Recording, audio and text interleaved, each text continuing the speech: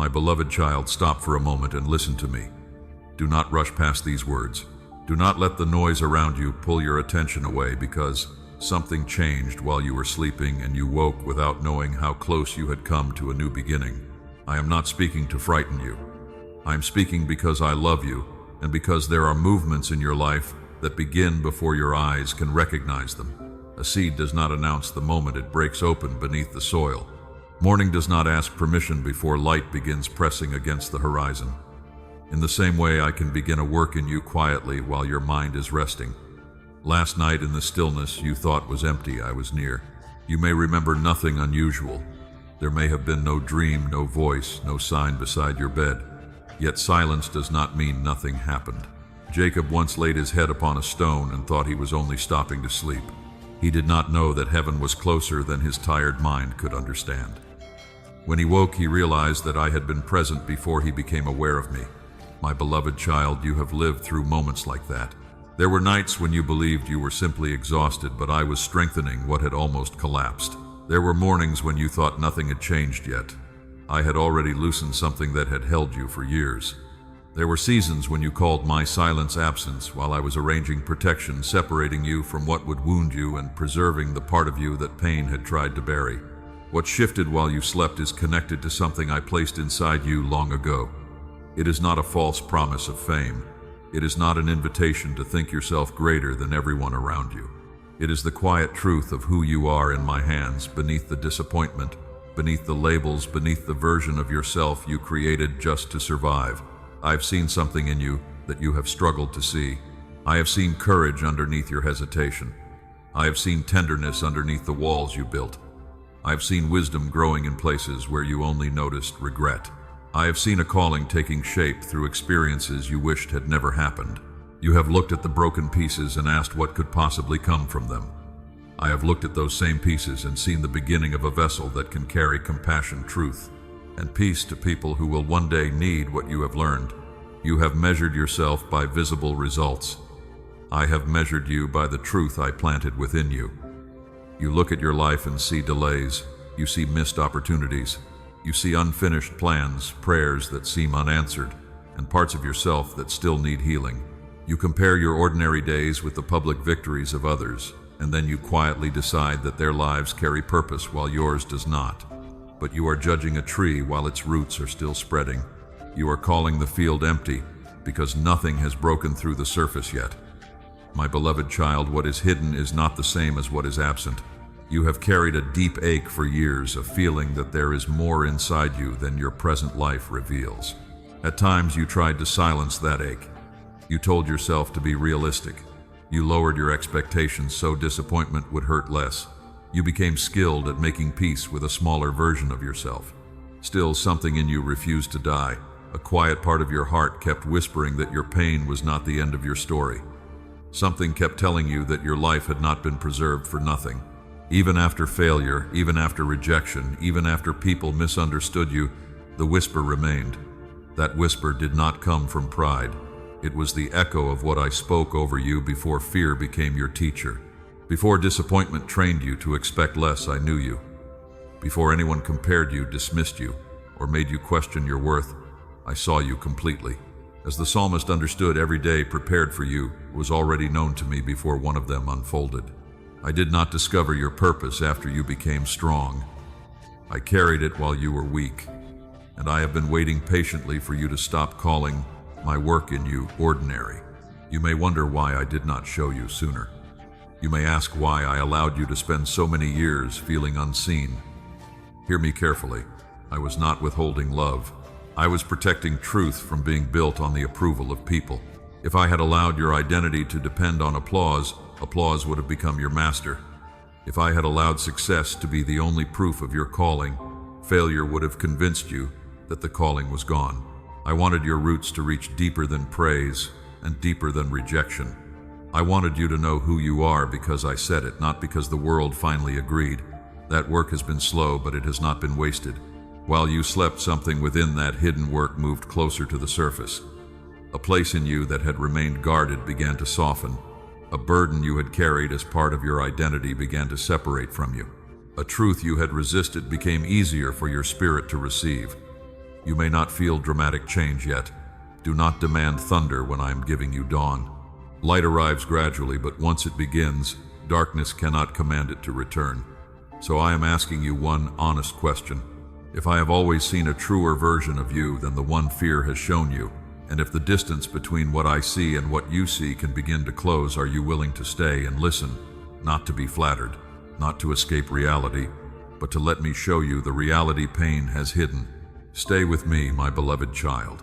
The stirring you feel is not an accident. It is the first movement of recognition. Before I tell you fully what shifted in the night, I must speak to the loneliness beneath your ordinary days, because that loneliness is where the hidden truth has been waiting for you to notice it. My beloved child, that loneliness beneath your ordinary days is where I want to meet you now. You have learned to move through life without speaking much about what you carry. You wake-handle what must be handled, answer people who need you, and carry responsibilities that rarely ask how your heart is doing. From the outside, life looks steady. Underneath, an ache remains. It is the ache of feeling unremarkable. You look at the distance between the life you imagined and the life you are living, and something in you grows quiet. You remember dreams that once felt close. Then you look at unfinished goals, repeated struggles, and doors that never opened, and you wonder whether you expected too much. So you begin making agreements with smallness. You tell yourself that some people are born for visible purpose while others merely survive.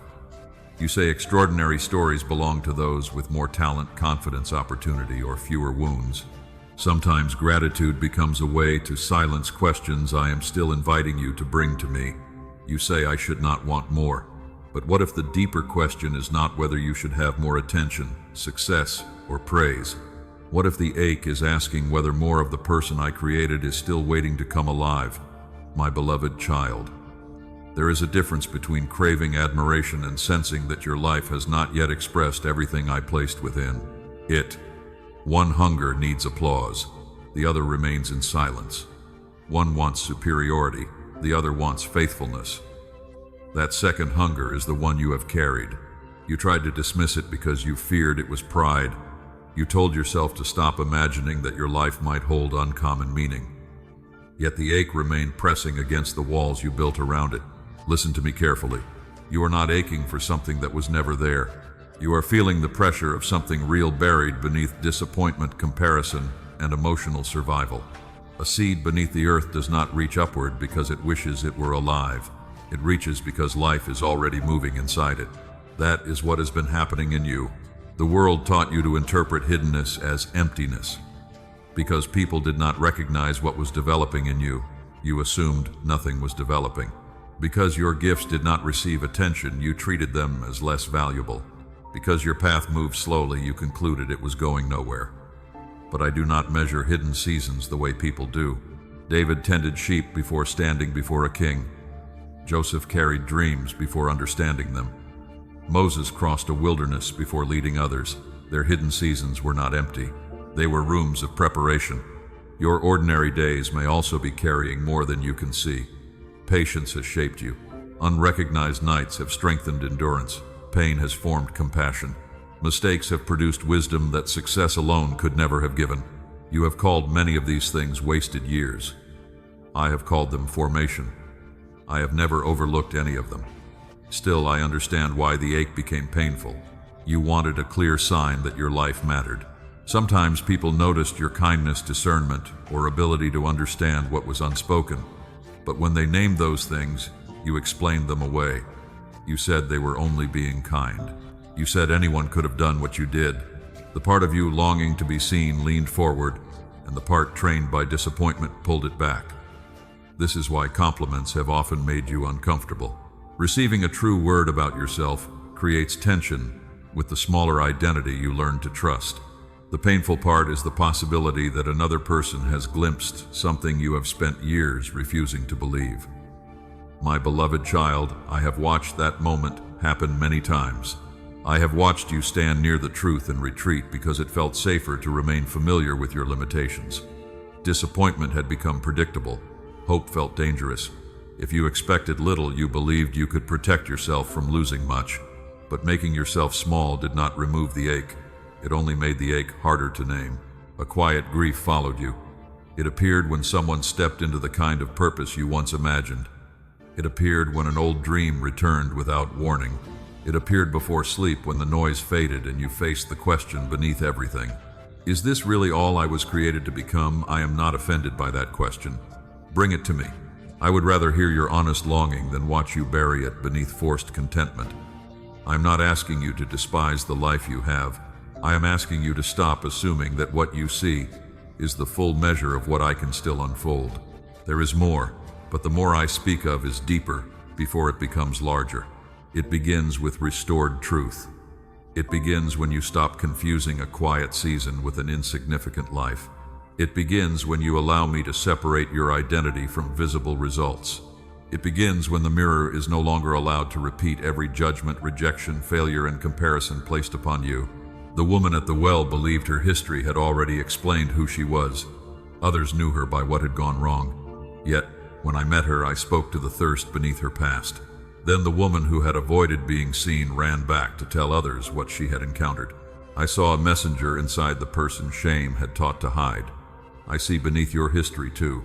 I see the person who remained tender after being wounded. I see the one who kept searching after disappointment. I see strength beneath your tiredness and wisdom being born through questions you thought made you weak. I see where pain did not destroy your calling but prepared you to carry it with compassion. This is why the ache has survived. It is not proof that you are ungrateful. It is not proof that you are chasing fantasy. It is evidence that the smaller story you accepted cannot contain the whole truth of who you are. Do not turn that truth into superiority. You are not being called to stand above others. You are being invited to stand fully inside the life I gave you so that what I placed within you can serve comfort, guide, and awaken people through your obedience.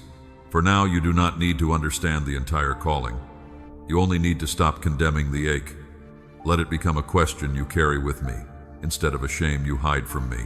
Let it remind you that hidden does not mean absent, delayed does not mean denied, and ordinary surroundings do not create an ordinary soul. Stay close, my beloved child. Now that you can recognize the ache as a signal rather than a flaw, I must show you how you learned to mistrust what it was pointing toward. The next truth may explain why you can stand in front of something precious within yourself and still fail to see it. My beloved child, the precious thing within you did not disappear. What changed was the way you learned to look at it. You were not born believing you were insignificant. A child does not enter the world apologizing for taking up space. A child reaches, asks, imagines, and trusts that their presence matters. Before fear trained you to measure every movement, there was a natural openness in you. You laughed without wondering whether your joy was too loud. You dreamed without first asking whether you were qualified. You offered love without calculating whether it would be returned. That was not arrogance. It was an unguarded heart seeing life before disappointment taught it to look through suspicion.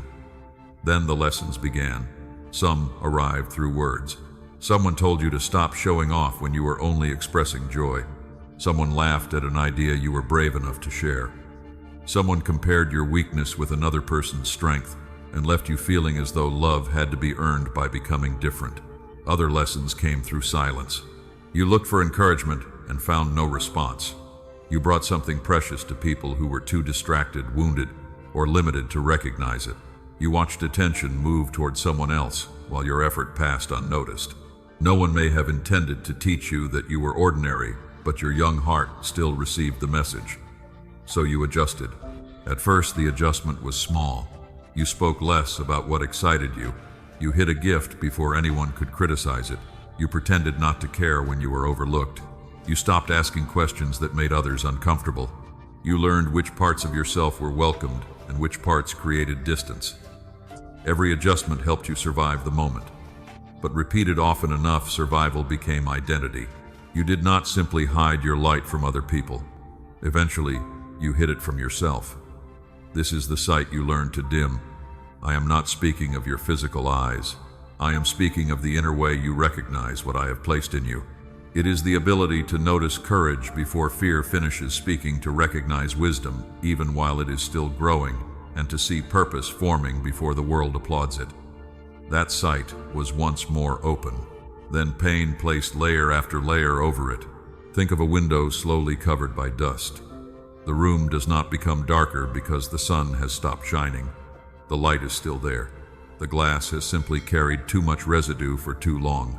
After a while, the person inside forgets how bright the room once was and assumes the dimness is normal. That is what happened in you. You adapted so gradually that you forgot there had ever been another way of seeing yourself. The smaller reflection became familiar. Familiarity began to feel like truth. You called it realism.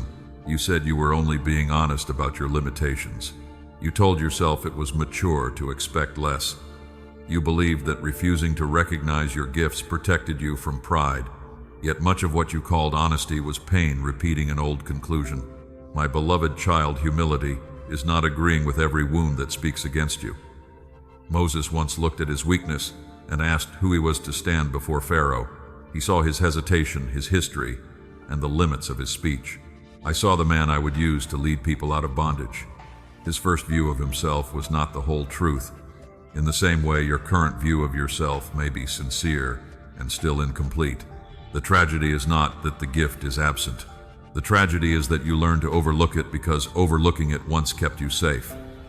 There were places where shining brought rejection. There were relationships where speaking clearly created conflict. There were seasons when hope made disappointment sharper. So you lowered your expectations, softened your voice, and reduced your sense of possibility. You did not do this because you were weak. You did it because you were trying to remain connected, accepted, and protected. I am not condemning the version of you who learned to disappear. I have compassion for that person. That younger heart did not have the language to say these people cannot recognize what I carry. It assumed there must be nothing worth recognizing. It did not know how to say this environment is too limited to make room for me. It concluded I must become smaller to belong. So let me tell you what that heart needed to hear. You were never too much for me. Your questions did not exhaust me. Your sensitivity did not embarrass me. Your desire to create, lead, comfort, understand, or speak truth was not a flaw that needed to be disciplined out of you. Some parts needed maturity. Some impulses needed wisdom. But the life beneath them was not wrong. I watched as you covered it for protection, and I stayed near through every layer. I did not confuse your hiding with your identity. I did not mistake your silence for emptiness. I knew the difference between who you were and what survival required you to become. Now the season of constant hiding is beginning to end. The sight you turned down can begin to brighten again, not through pretending that you have no wounds, and not through repeating empty words you do not believe.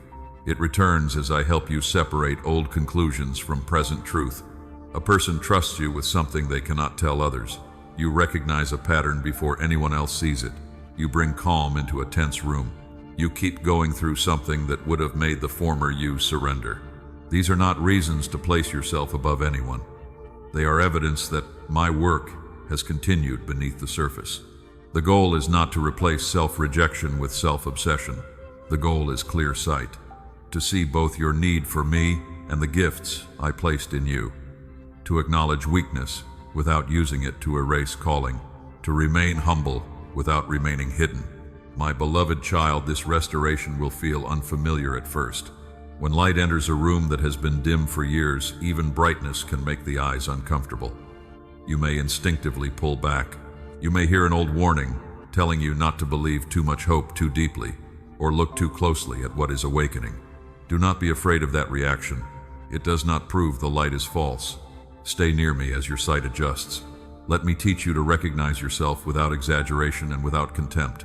Let me show you the difference between the person pain described and the person I have been forming. Because the moment you begin to see more clearly, another voice will try to turn the light down again. It will sound familiar. It may even sound reasonable.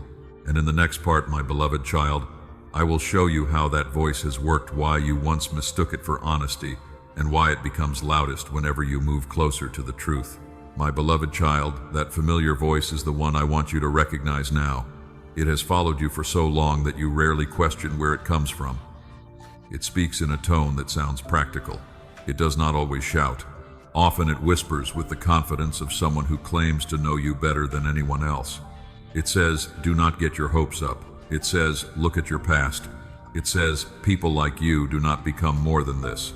It says, believing something good about yourself will make the fall hurt more. You have heard it so often that you began calling it wisdom, but wisdom leads you toward truth. This voice leads you toward fear.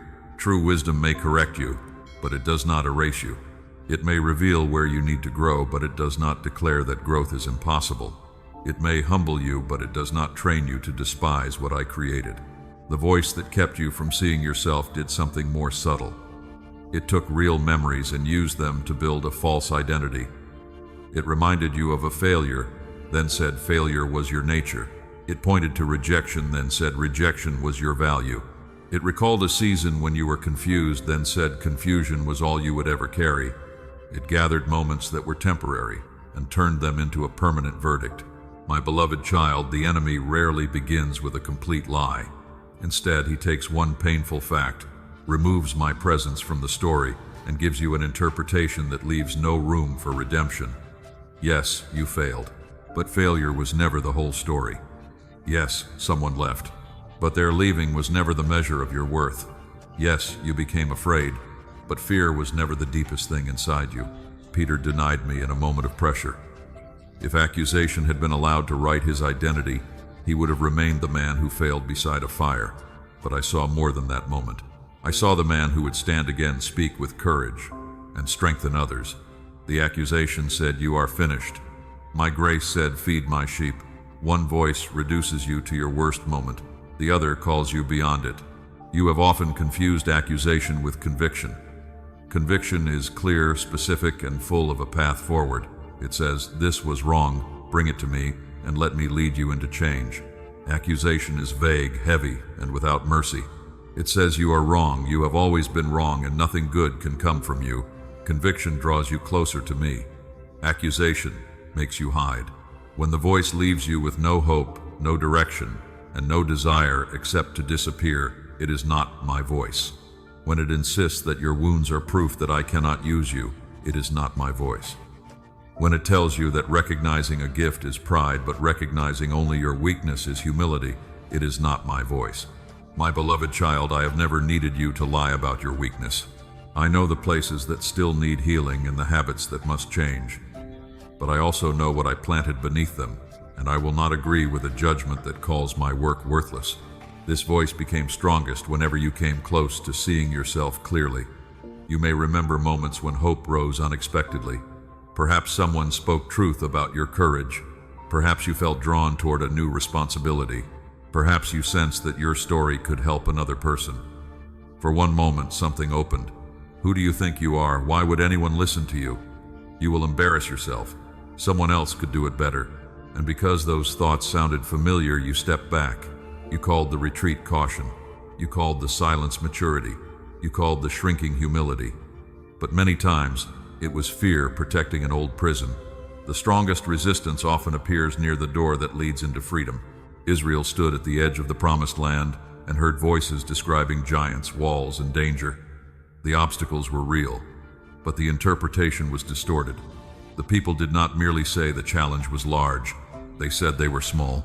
It magnifies the wall and diminishes the person standing before it. You have done this with your own life. You looked at the size of the calling, the depth of healing, or the courage required, and decided the challenge was evidence that you were not chosen for it. But difficulty does not always mean wrong direction. Sometimes it means you have reached the place where the smaller identity can no longer continue with you.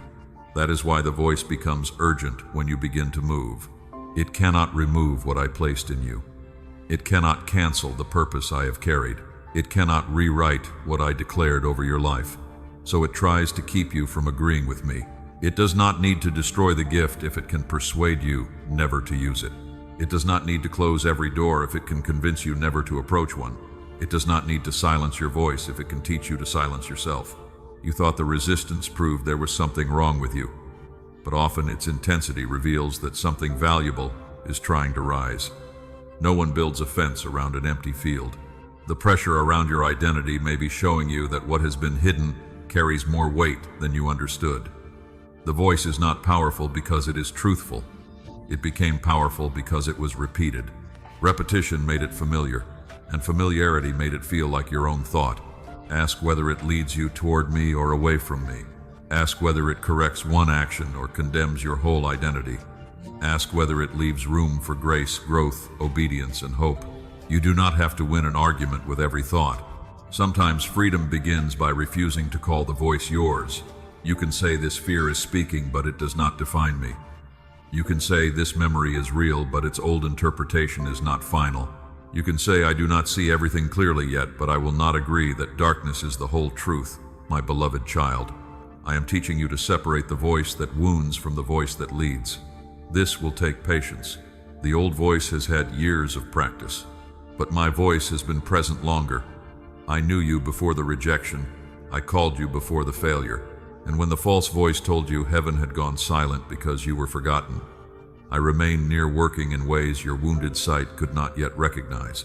Because once you understand that the accusing voice was not the truth, you must also understand what my silence really meant. Stay close, my beloved child. The waiting you interpreted as absence was not abandonment.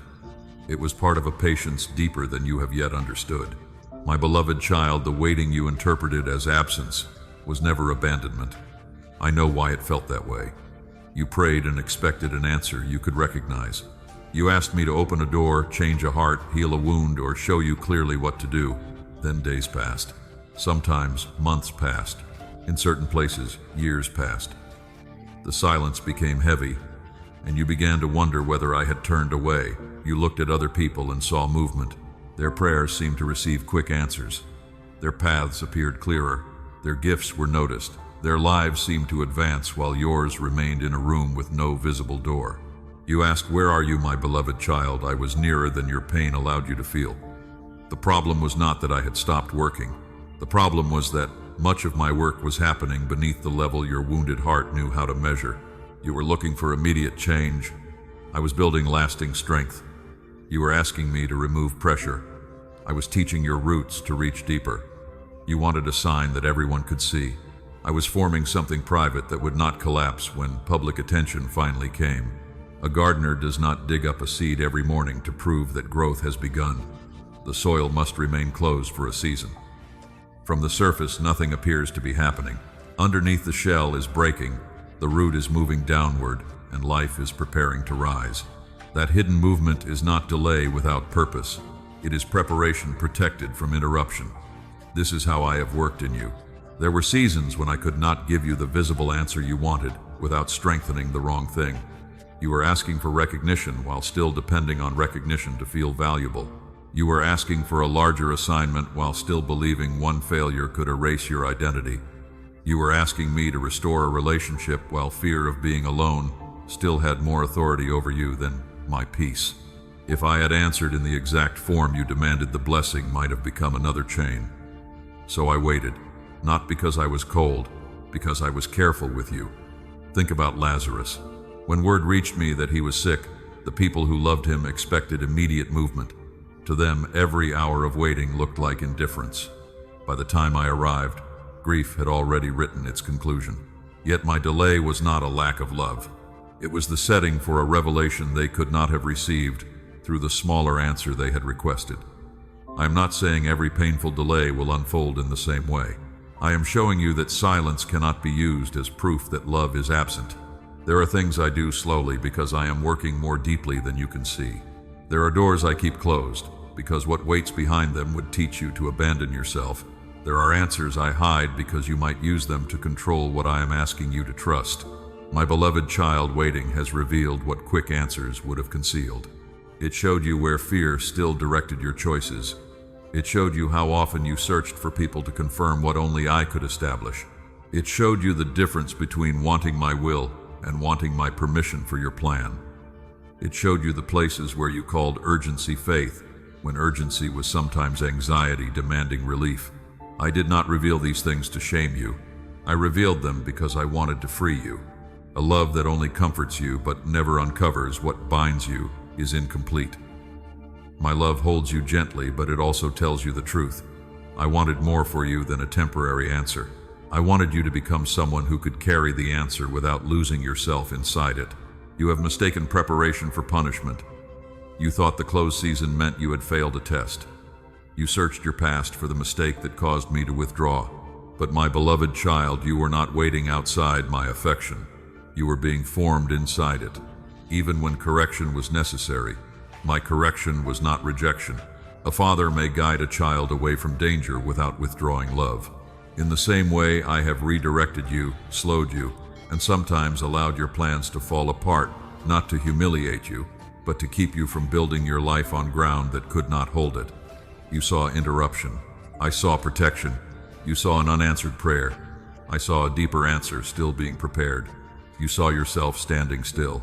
I saw roots, boundaries, discernment, patience, and courage growing where no one could applaud them. There were nights when you cried because nothing had changed. Yet those nights taught you to speak honestly with me.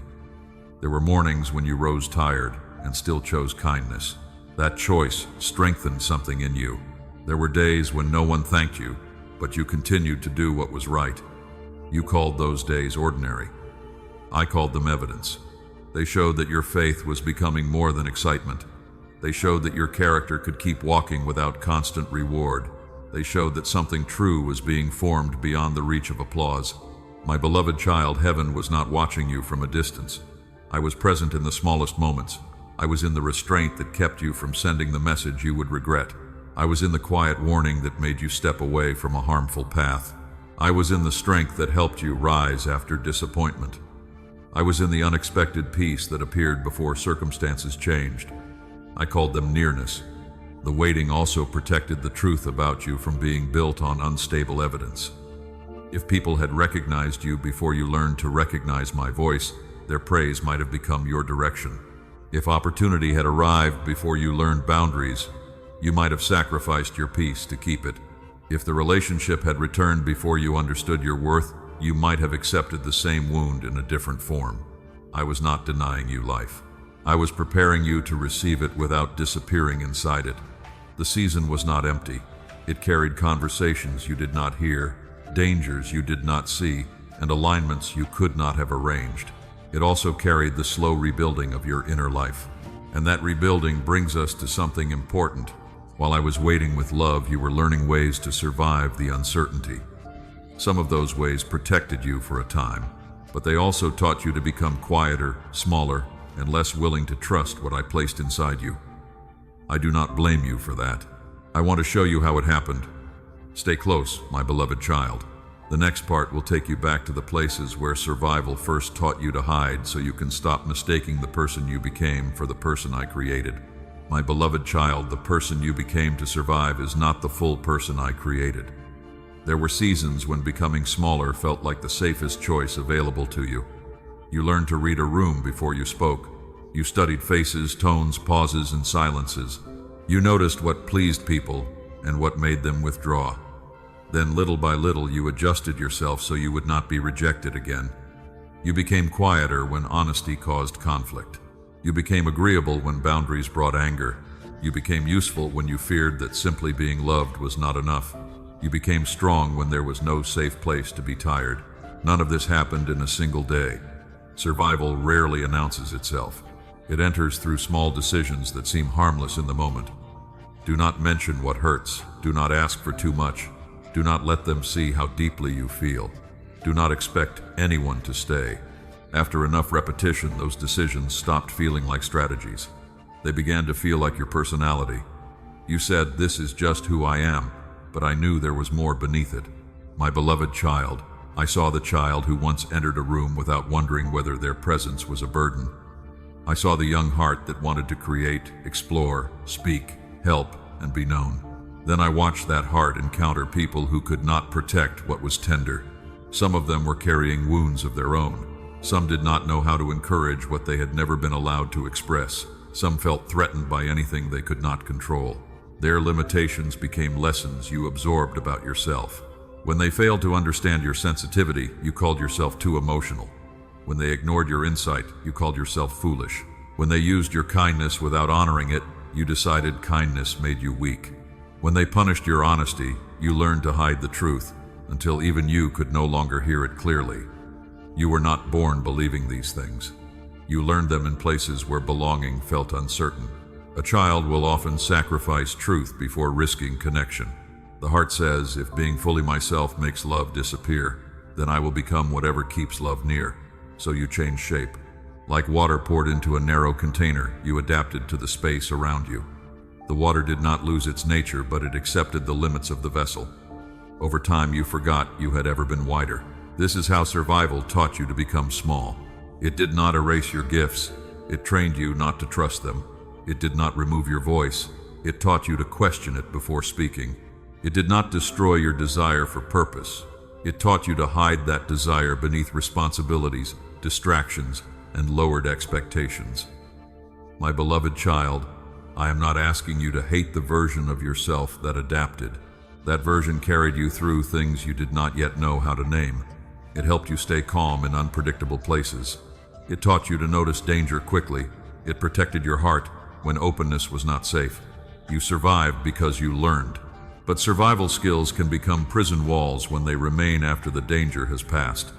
The caution that once protected you can later keep love outside. The silence that once prevented conflict can later prevent intimacy. The independence that once kept you functioning can later convince you that receiving help is weakness. The ability to expect little can later make you refuse the good I am trying to place before you. This is why healing sometimes feels frightening. You are not only leaving pain behind, you are leaving familiar protection. Israel left slavery, but the wilderness exposed how deeply captivity had shaped their thinking. Their bodies were outside Egypt, while fear still carried Egypt inside them.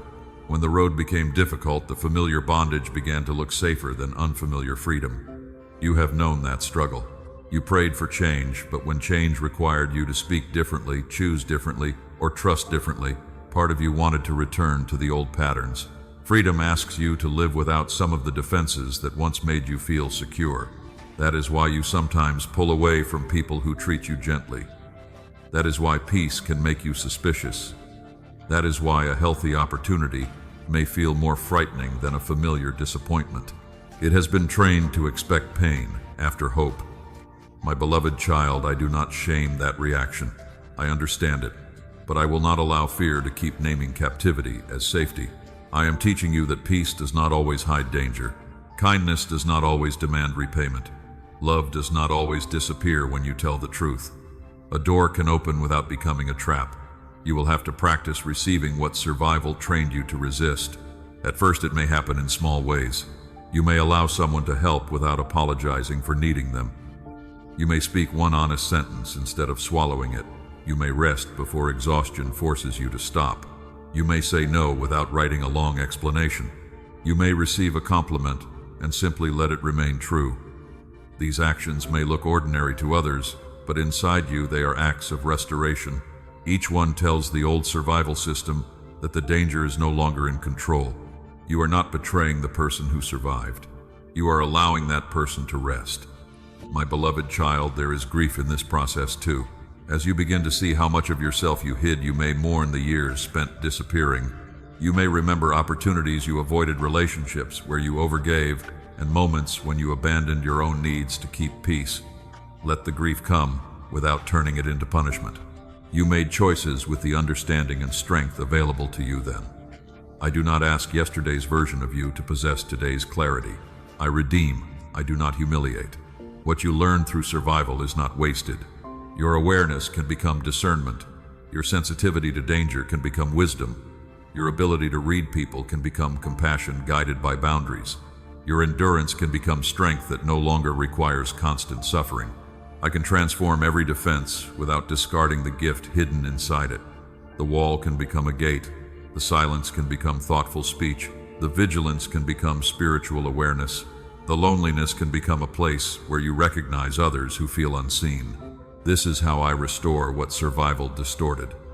Not by erasing your history, but by teaching every part of you a new purpose, and something in you is already responding. You may have noticed that the old ways no longer comfort you as they once did. Staying silent feels heavier. Settling feels more painful. Pretending not to care requires more energy. The smaller life that once felt safe now feels too tight. That discomfort is not proof that you are falling apart. It may be proof that you are growing beyond the shape survival gave you. Stay close, my beloved child.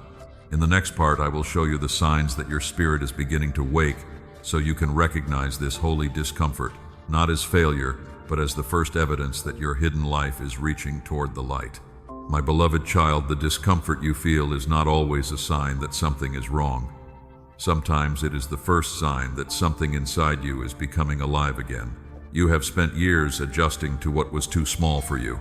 You learned how to tolerate what did not nourish you.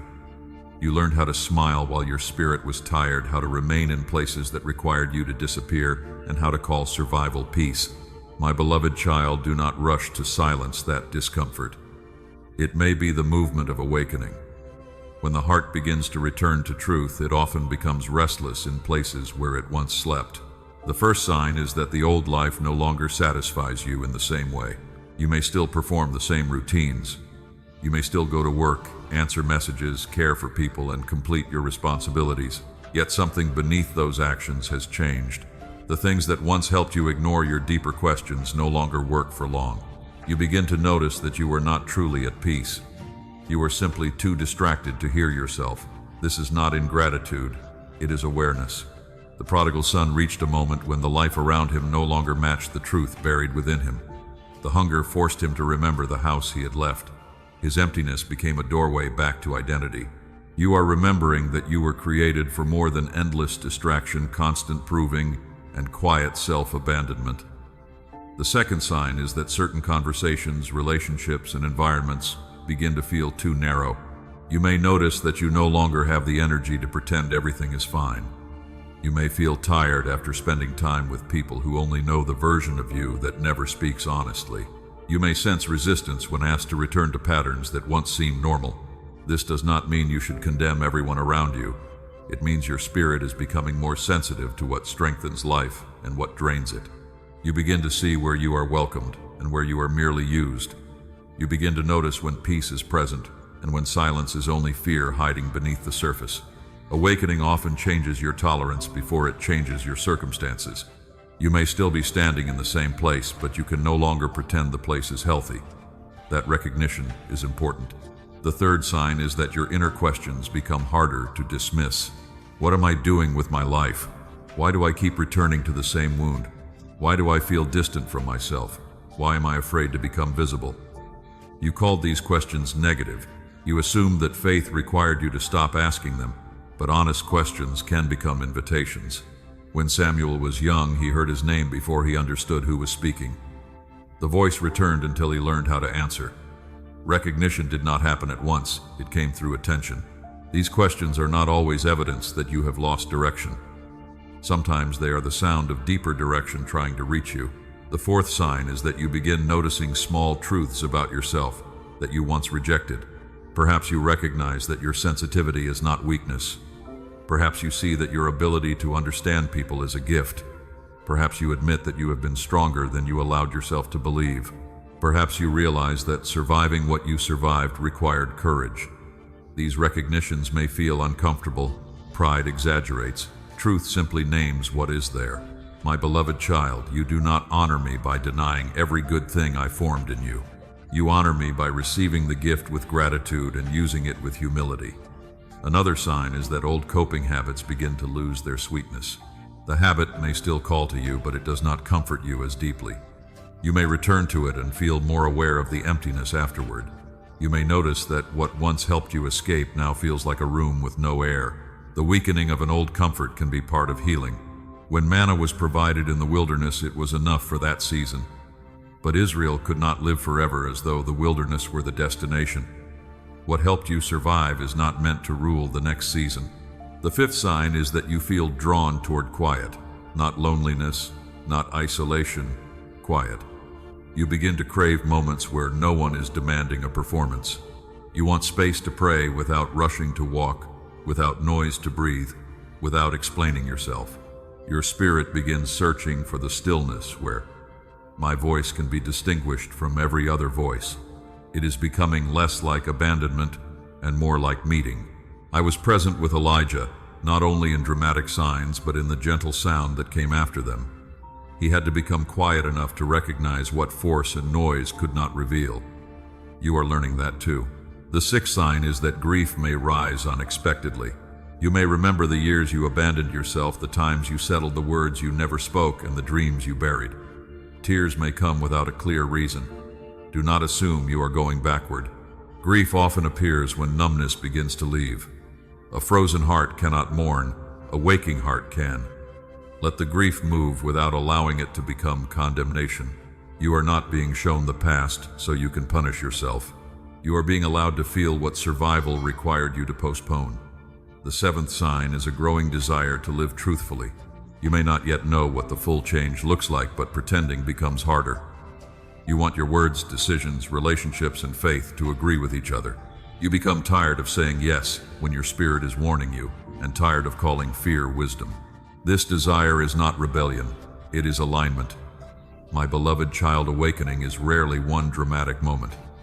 A truth that stays with you longer, a boundary you finally honor, a prayer you speak honestly, a choice made from peace instead of panic, a quiet conviction that your life cannot continue in the same unconscious way. Do not despise these beginnings. A lamp does not fill a room by arguing with darkness. It simply begins to burn. You may still feel uncertain. You may still have days when the old identity returns. Awakening does not mean every fear disappears immediately. It means fear is no longer the only voice you can hear. You are beginning to recognize me beneath the noise. You are beginning to notice what brings life. You are beginning to feel the difference between the self that survived and the self I am restoring. Stay close, my beloved child. As this awakening continues, one fear will try to stop you. It will tell you that recognizing your gifts is pride and that remaining small is humility. In the next part, I will show you why true humility never requires you to deny what I placed within you. My beloved child, the fear that recognizing your gifts is pride has kept you hidden for too long. You have tried to protect your heart by refusing to say anything good about yourself. You believed that humility meant shrinking your expectations and treating every strength as though it did not matter. You thought this pleased me. But denying what I placed in you is not the same as surrendering it to me. True humility does not say there is nothing valuable here. True humility says whatever is valuable came from you, and I will use it the way you ask. There is a deep difference between those two postures. One buries the gift, the other offers it. My beloved child, you were taught to fear confidence because you saw people use confidence without love. You did not want to become that kind of person, so you moved in the opposite direction. You stopped acknowledging your wisdom. You minimized your courage. You dismissed your ability to help. You called your endurance ordinary. You believed that if you never recognized your gifts, you would remain safe from arrogance. But self-rejection is not the cure for pride. Gratitude is. Pride says, I made myself, I need no one, and what I carry makes me greater than others. Humility says, I received what I carry, I still need guidance, and what I have was given, so I can serve. Do you hear the difference? Humility does not require blindness, it requires right relationship. A lamp does not become humble by hiding beneath a basket. It becomes useful by giving the light it was made to give. The lamp does not claim to be the sun, it simply accepts its purpose. When I told my followers that they were the light of the world, I did not command them to pretend they were darkness. I told them not to hide what had been entrusted to them. That is still my word to you. You do not honor me by calling light darkness. You honor me by remembering where the light came from. The fear of pride has sometimes made you unfaithful to the gift. You waited for permission to speak when I had already given you truth to share. You stepped away from opportunities because being visible felt dangerous. You told yourself you were being humble, but sometimes you were afraid. I say that gently, not to shame you. My beloved child, I want to remove the disguise without condemning the person underneath it. You learned to hide because visibility once brought pain. When you stood out, someone criticized you. When you succeeded, someone became distant. When you spoke with confidence, someone tried to make you feel small. So you made an agreement. If I do not shine, no one will try to dim me. That agreement protected you for a season, but it also kept others from receiving what I placed in you for them. The servant who buried his entrusted talent did not lose it because he lacked ability. He buried it because fear shaped his view of the master and of himself. He believed safety was found in hiding.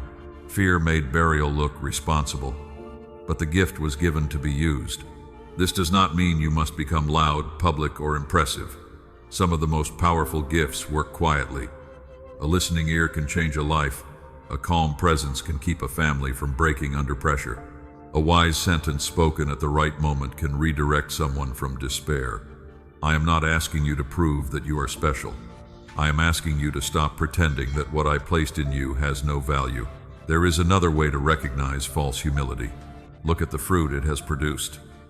True humility brings peace because it does not need to compete. It can celebrate another person's gift without feeling threatened. It can receive correction without collapsing. It can accept appreciation without becoming addicted to it. False humility does not produce that peace. It produces an ache. It makes you uncomfortable when someone sees good in you. It makes you suspicious of encouragement. It forces you to explain away every success. It leaves you feeling guilty for wanting to grow. You call yourself small, but you remain restless. Sometimes it is the gift protesting the grave you placed around it. A seed can remain beneath the soil for a season, but it was not created to spend its whole life underground. The pressure toward the surface is not arrogance. It is life obeying its design. My beloved child, the desire to become fully alive is not the desire to stand above others. It is the desire to stop living beneath what love has made possible. You can recognize your strength and still depend on me. You can know you have wisdom and still remain teachable. You can accept that you are called and still remember that calling is responsibility, not status. This is mature humility. It sees clearly and kneels willingly.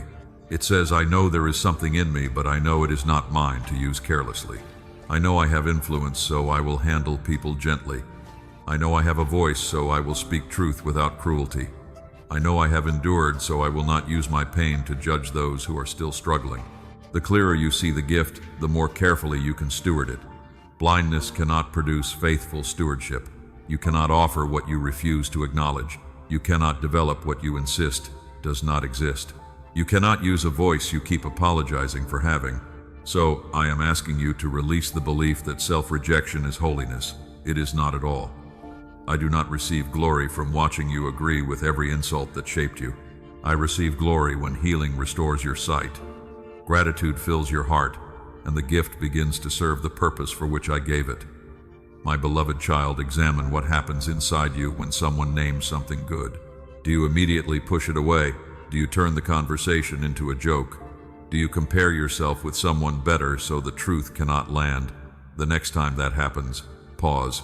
You do not have to make yourself larger. Simply stop making yourself smaller. Say thank you. Let the good word rest for one breath. Ask me how to steward what has been recognized. This is not pride, it is agreement. An agreement with me is the beginning of freedom. You have spent years assuming that I looked at you with the same disappointment you used against yourself. But my sight has never been shaped by your fear, your comparisons, or the opinions that taught you to hide. I saw the gift before anyone praised it. I saw it while you buried it. I saw it while you called it ordinary. Stay close, my beloved child. Now that you understand that humility does not require denial, I will show you something even deeper. My vision of you did not change when your vision of yourself became dim, my beloved child. My vision of you did not change when your vision of yourself became dim. Before anyone formed an opinion about you, I knew you. Before praise reached you, before criticism wounded you, before success made you hopeful or failure, made you question everything, I saw the whole person I had formed. I did not see a blank page waiting to prove its value. I saw a life carrying purpose. I saw tenderness that would one day comfort people who felt forgotten. I saw discernment that would grow through difficult choices. I saw strength that would not look loud but would remain when others became tired. I saw a heart capable of carrying truth without losing compassion. None of that depended on your performance. My beloved child, this is difficult for you to understand because human love has often felt conditional. People celebrated you when you were useful and became distant when you struggled. Some welcomed your strength, but had no patience for your pain. Others praised the version of you that made their lives easier while ignoring the person underneath. After enough experiences like that, you began to assume I must see you the same way. You imagined that my attention increased when you did well and faded when you failed. You thought my love became warmer when you were disciplined and colder when you were confused. You measured my nearness by your emotional condition, but I am not unstable. I do not discover new information about you and then revise my heart. When I called Jeremiah, he saw his youth and inexperience. He looked at what he lacked. I spoke of what I had known before he was formed. His uncertainty did not surprise me, and it did not cancel what I had placed upon his life. In the same way, your hesitation has never been new information to me. I knew where you would become afraid. I knew which wounds would take time to heal. I knew the decisions you would regret and the seasons when you would lose your direction. Still, I called you. Still, I stayed. Still, I continued forming what I had begun. Your worst moment did not make me step back in shock. Your delay did not force me to search for someone else. Your weakness did not expose a mistake in my design. My beloved child, you have often looked at yourself as though one painful chapter could explain the entire book. I have never done that. I saw Peter before the denial, during the denial, and after the denial. I did not pretend the failure was small, but I also did not treat it as final. I knew the man who trembled in fear could still become the man who strengthened others. I see your story with that same completeness. I see the part you are ashamed of, but I also see what grace is building through it. I see the habits you are trying to change, but I also see the courage required to face them honestly. I see the places where you are still wounded, but I also see the compassion that has grown because you know what pain feels like. You keep separating yourself into acceptable and unacceptable pieces. I keep seeing the whole person. This does not mean I approve of everything you have done. Love does not require blindness. I correct because I care. I lead you away from what destroys peace, truth, and trust. But correction is not rejection. When a potter presses clay back toward the center, the pressure is not hatred. It is the careful work of keeping the vessel from becoming distorted. The hands that correct are the same hands that refuse to abandon the work. You have sometimes mistaken my hands for punishment. You felt pressure and assumed I was disappointed. You experienced conviction and thought I was withdrawing. You saw a door close and concluded I had changed my mind about you. My beloved child, I was still seeing the person I intended to form. Even when you wandered, my vision remained steady. The father in the story of the lost son did not invent love when the son returned. Love had been waiting before the first step home. The distance changed the son's experience, but it did not erase the father's heart. There were seasons when you could not feel my love because shame kept you looking downward, but your inability to receive love did not mean love had disappeared. There were seasons when you could not see any purpose in your life, but your confusion did not mean purpose had been removed. There were seasons when you called yourself forgotten, but your conclusion did not become my truth. I was still speaking over you in places your fear could not hear. I was saying this wound is not the end. I was saying this delay is not the whole story. I was saying the person I formed is still here beneath the exhaustion. I was saying I have not abandoned what I began. My beloved child, imagine an artist standing before a painting that has been covered by smoke and dust. Someone unfamiliar with the work may see only darkness, but the artist remembers every color beneath the surface. Pain covered parts of you. Comparison covered parts of you. Shame, disappointment, and survival covered parts of you. But none of those layers ever confused me. I remembered the colors. I remembered the intention. I remembered what the finished work was meant to carry. This is why I have been patient. I was not waiting for you to become worthy of my attention. I was waiting for you to become willing to see what my attention had never stopped seeing. You thought you had to improve enough for me to look at you with hope. I was already looking at you with hope while teaching you how to grow. You thought you had to repair every flaw before your calling could still be true. I was using the repair itself to shape the way you would carry the calling. You thought the hidden years were proof that nothing important remained. I saw those years as the place where important things were being protected. My beloved child, let this truth settle slowly. You were seen when you felt invisible. You were known when you felt confused. You were loved when you felt difficult to love. I did not stop recognizing you when you stopped recognizing yourself. And now as your sight begins to return, you are not asking me to create value that was missing. You are learning to receive the value I never withdrew. Stay with me, because even after hearing this, you may wake tomorrow and see the same tired reflection. You may understand my words and still struggle to hold them. That does not mean the truth failed. It means the old ways you used to change yourself were working only at the surface. In the next part, My beloved child, I will show you why those efforts lifted you briefly, but could not reach the deeper place where the old judgment had taken root. My beloved child, the truth did not fail when your old efforts faded. You understood something for a moment. You felt stronger after a prayer, a message, a promise you made to yourself, or a new beginning you were determined to protect. For a few hours, perhaps even a few days, you believed you could finally live differently. Then the old thoughts returned. The same fear rose in your chest. The same voice questioned your worth. The same habits pulled you toward familiar hiding.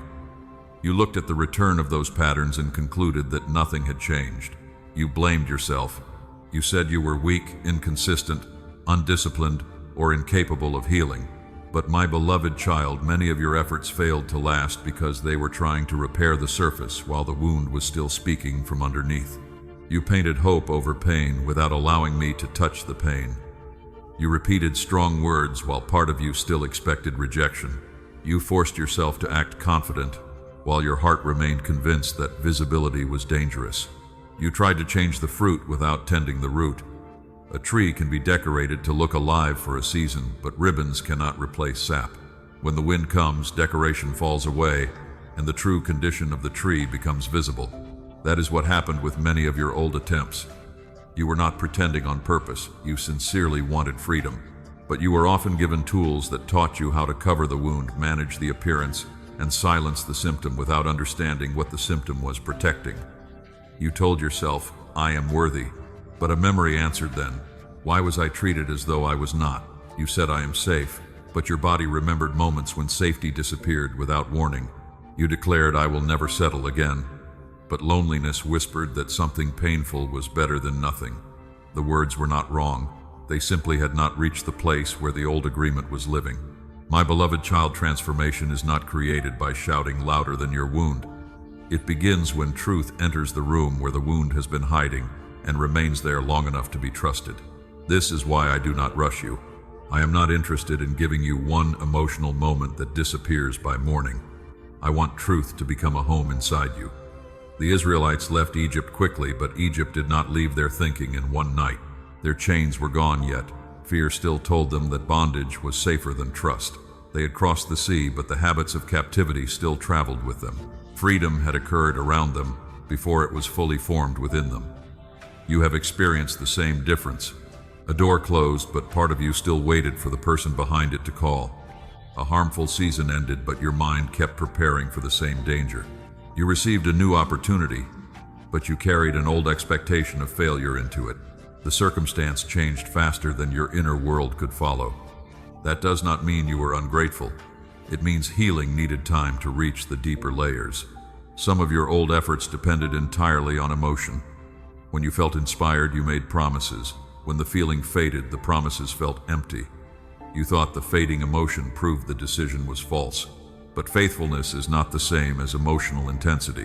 A quiet choice repeated in ordinary moments often transforms more than a dramatic declaration made once. You do not become free only by saying, "I forgive." You become freer each time you refuse to reopen the wound for the purpose of revenge. You do not learn your worth only by saying, "I matter." You learn it each time you stop offering yourself to people who require you to disappear. You do not gain peace only by asking for it. You practice peace when panic tells you to act immediately, and you choose to wait with me. Truth becomes rooted through relationship, repetition, and obedience. There is another reason your efforts did not last. You often tried to heal while remaining loyal to the environment that wounded you. You asked me to restore your voice while staying close to people who punished honesty. You prayed for confidence while constantly consuming messages that fed comparison. You wanted peace but kept returning to conversations that reopened confusion. My beloved child, healing cannot always grow in the same soil where your hiding was required. Sometimes I must change what surrounds you. Sometimes I must teach you to set a boundary. Sometimes I must lead you away from a voice you once trusted. This is not cruelty. It is care. A wound cannot close if it is touched every day by the same hand that caused it. You also tried to carry the work alone. You thought needing help meant your faith was weak.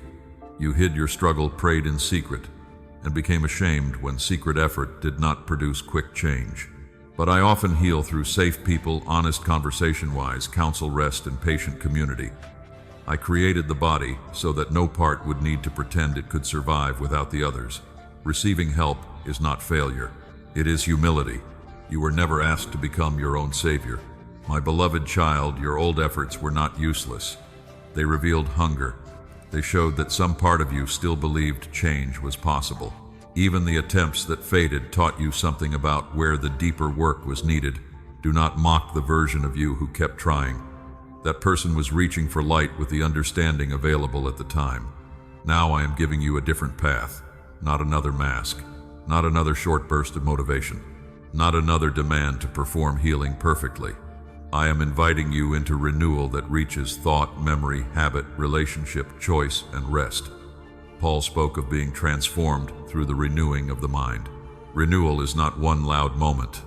It is an ongoing exchange in which old patterns lose authority as truth is received, practiced, and lived. I will teach you to notice the thought before obeying it. I will teach you to bring the memory to me instead of building your identity around it. I will teach you to choose from peace even when fear remains present. I will teach you to remain patient when progress feels quiet. The old pattern may return, but its return does not mean it still owns you. A knock at the door is not the same as permission to enter. You can recognize the familiar fear and still choose differently. You can feel the urge to hide and still speak one honest sentence. You can remember rejection and still receive love. This is how freedom becomes durable.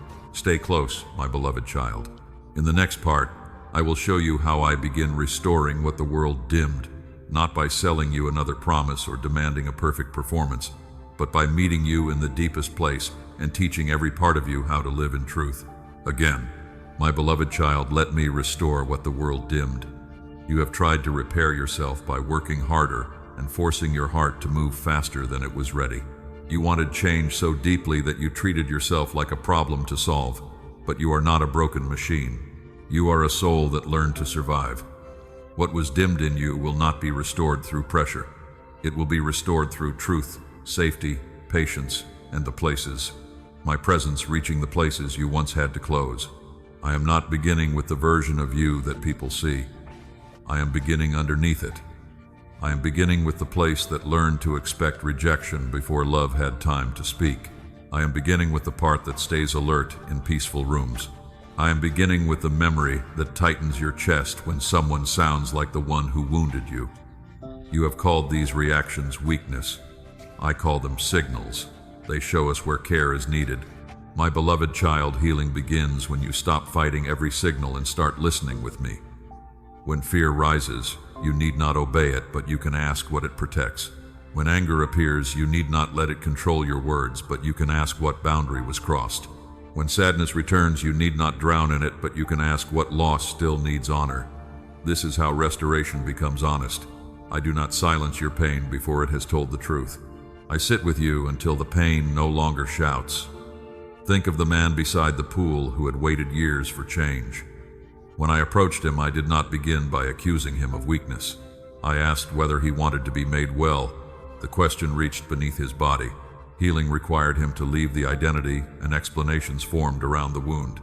The familiar place had become part of how he understood himself. You have lived beside wounds so long that freedom can feel like losing part of your identity. Who will you be if you are no longer the one who is always abandoned? Who will you be if you no longer have to prove that you are strong? Who will you be if peace replaces the struggle that gave your life structure? My beloved child, you will not disappear when the wound loosens. You will become more present. I am not taking away your story. I am taking away the lie that pain is the author of your story.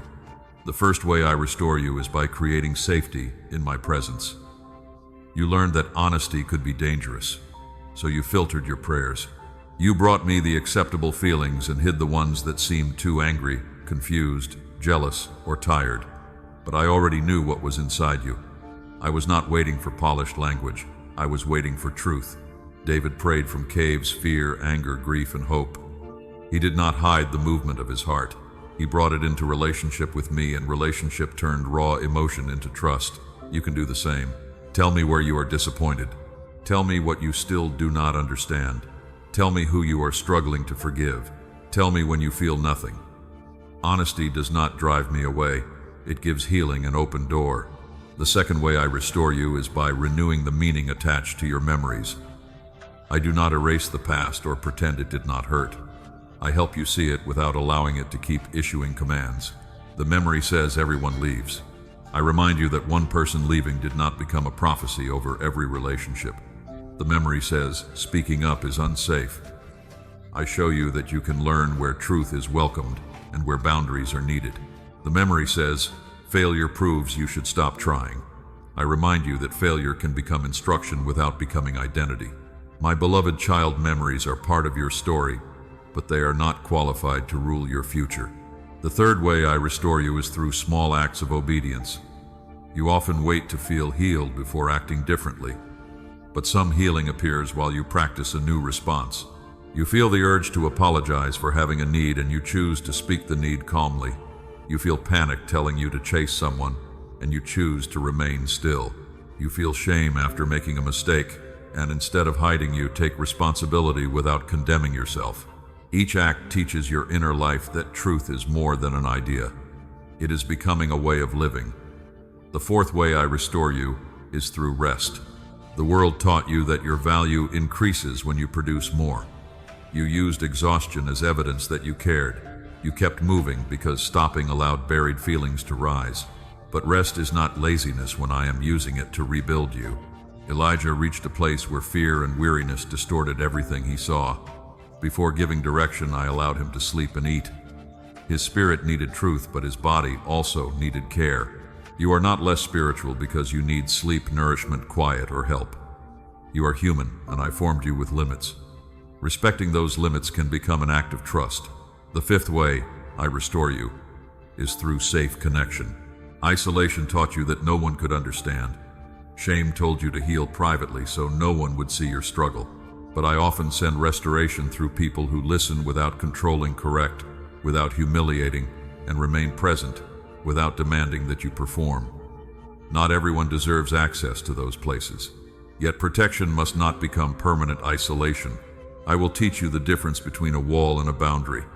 A wall keeps everyone out. A boundary allows love to enter through a guarded gate. My beloved child, restoration will not always feel dramatic. Sometimes it will feel like less tension in a familiar conversation. Sometimes it will be the ability to rest without guilt. Sometimes you will notice that an old insult no longer controls the rest of your day. Do not overlook these quiet changes. They are evidence that light is returning to rooms that fear once occupied. You may still have difficult days. Healing is not measured by never feeling pain again. It is measured by pain losing the authority to define your choices, identity, and future. The wound may speak, but it no longer sits on the throne. Fear may knock, but it no longer owns the house. The past may be remembered, but it no longer writes every next sentence. This is the restoration I am bringing. Not a performance, not a temporary emotional high, a steady return to truth. Stay close, my beloved child. As this work continues, you will begin to notice that the same life looks different through restored sight. In the next part, I will show you what changes in your mornings, your decisions, your relationships, and your calling when you finally begin to see yourself clearly. My beloved child, as this restoration continues, the life around you may look the same for a while, but you will not experience it in the same way. The morning may still begin in the same room. The responsibilities may still be waiting. The people around you may not immediately understand what is changing, yet something inside you will begin standing in a different place. You will wake without automatically agreeing with the smallest version of yourself. For years, your first thoughts often arrived already carrying weight.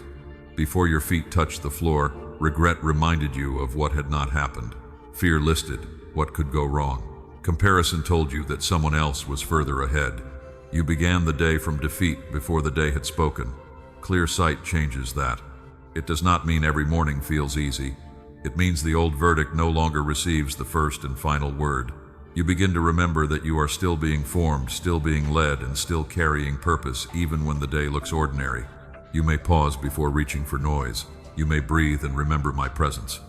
You may say, I do not know everything this day will bring, but I do not enter it alone. That simple awareness changes the way you carry yourself. My beloved child, restored sight will also change your decisions. When you could not see your worth, you often chose what matched your fear. You remained where you were tolerated because you doubted you could be welcomed elsewhere. You accepted confusion because clarity felt too demanding. You kept giving people access because saying no made you feel guilty. You called many of these choices patience. Sometimes they were abandonment of self. As truth settles deeper, your decisions will begin to come from peace rather than panic. You will stop answering immediately when fear demands speed. You will learn that urgency is not always guidance. You will ask whether a choice brings you closer to truth or back into hiding. You will notice whether your spirit becomes quiet or begins shrinking. This is not selfishness, it is discernment. Solomon asked for wisdom because leadership required more than desire. In the same way, I am teaching you to see beyond what feels familiar and to recognize what produces life. You will still make mistakes. Clear sight does not make you perfect. It makes you more honest and less controlled by old fear. When you make a wrong choice, you will correct it without turning the mistake into a sentence against your identity. That is growth. The life that begins when you see clearly will also change your relationships. You once worked hard to earn places that should have been offered freely. You over-explained your needs. You accepted half-hearted attention and called it love. You carried conversations, repaired every conflict, and made yourself responsible for another person's willingness to remain. You believed that if you stopped trying, connection would disappear. My beloved child, healthy love does not require your disappearance in order to survive. As your sight clears, you will stop asking only, "How can I keep them?" You will begin asking, "Can truth live here? Can I speak honestly here? Can we both give, listen, repair, and grow? Does this relationship bring me closer to peace, or does it keep me proving that I deserve a place?" These questions will not make you cold. They will make your love cleaner. You will give because love is in you, not because you are purchasing acceptance. You will forgive without reopening every door. You will show compassion without making another person's healing your private assignment, and you will learn to receive. That may be harder than giving. Receiving requires you to believe that love can come without a hidden cost. It asks you to stay present when someone is kind instead of searching for the moment they will change. You may feel exposed when another person sees something good in you. Do not run. Let safe love correct what unsafe love taught you. The life that begins with clear sight will also affect your work and your calling. You have often waited to feel completely prepared before moving. You believed purpose would arrive as one dramatic answer that removed all uncertainty. But calling often becomes visible through faithful steps. Ruth did not know how her ordinary decision to remain loyal would unfold. She simply walked into the next field with courage. What looked like survival became part of a larger story. Your calling may also be hiding inside what you keep doing with sincerity. It may be present in the way people trust you with their pain. It may be present in your ability to make difficult things understandable. It may be present in the care you bring to work others treat casually. It may be present in the truth you keep feeling compelled to speak with kindness. Do not dismiss these patterns because they do not look impressive.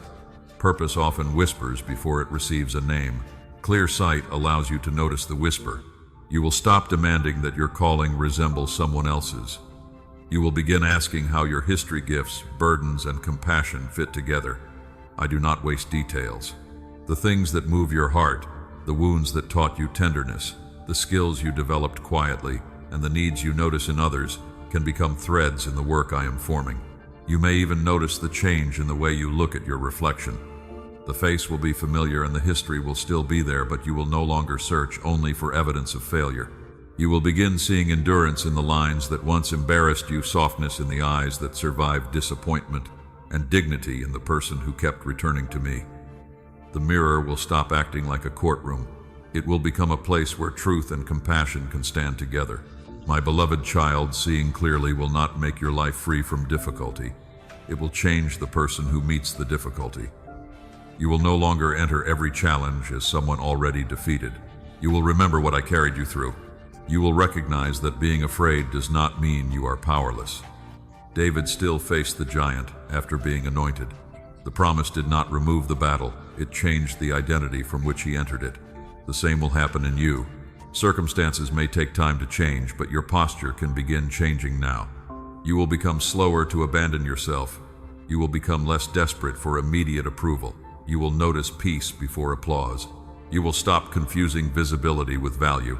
And as this life begins, one old habit will become impossible to ignore. You have spent years waiting for the world to provide the proof that would finally allow you to believe what I have already spoken. Stay close, my beloved child. In the next part, I will show you why the evidence you keep waiting for cannot create the sight you need, and why your life changes only when you stop asking the world for permission to know your worth. My beloved child, the world cannot give you permission to possess a worth I placed in you before anyone knew your name. Yet for years you have waited for that permission. You waited for the promotion, the apology, the invitation, the relationship, the public recognition, or the moment when someone important would finally look at you and say, "Now I see what you carry." You believed that when enough evidence appeared outside you, the doubt inside you would become quiet. But when pieces of that evidence came, they did not stay. A compliment lifted you for a moment, then suspicion returned. An achievement made you proud for a day, then comparison found someone who had done more. Someone loved you sincerely, yet part of you kept asking when they would discover that you were not enough. The world offered proof, but the old wound rejected it. My beloved child, this is why external validation can never complete the work of identity. It may encourage you, and encouragement is good.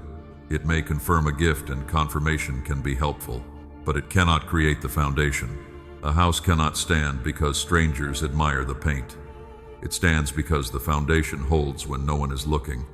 You have spent too much time decorating the outside while asking applause to become your foundation. The world was never designed to carry that weight. People change, crowds move on, success creates new expectations. The same voices that praise you today may question you tomorrow. If your identity rises and falls with their reaction, you will never be free enough to obey me. You will keep choosing what receives approval rather than what carries truth. You will hide parts of your calling that make people uncomfortable. You will measure every decision by whether it protects your image. My beloved child, I do not want you controlled by praise or destroyed by criticism. I want you rooted. I entered the Jordan before my public ministry began, before the crowds gathered, before miracles became visible, before anyone could measure the results. The Father's delight was spoken. The identity came before the visible work. The love came before the achievement. This order matters. You have reversed it. You told yourself, when I achieve enough, I will believe I matter. When I become successful enough, I will stop feeling behind. When someone chooses me completely, I will finally feel lovable. When everyone sees my gift, I will trust that it is real. But you cannot build a life that reflects your worth while refusing to believe that worth exists. A person who sees themselves as unwanted will keep accepting partial love. A person who sees themselves as incapable will avoid the doors that require courage. A person who believes their voice has no weight will remain silent even when truth is needed. The evidence you are waiting for often appears after you begin living from the truth, not before. The fruit grows after the root receives water. The door opens after you walk toward it. The strength becomes visible after you take the step that requires it. My beloved child, faith does not mean pretending there is evidence when there is none. It means trusting my character enough to move before every result is visible. Abraham left what was familiar before he saw the land in full. He did not receive a complete map. He received a word and took the next step. You have been asking me for a map that removes all risk. I have often been giving you enough light for one step. You called that light insufficient because it did not show the whole road. But one step taken in truth can reveal what years of waiting never will. There is a door in your life that you have been standing near, asking the world whether you deserve to approach it.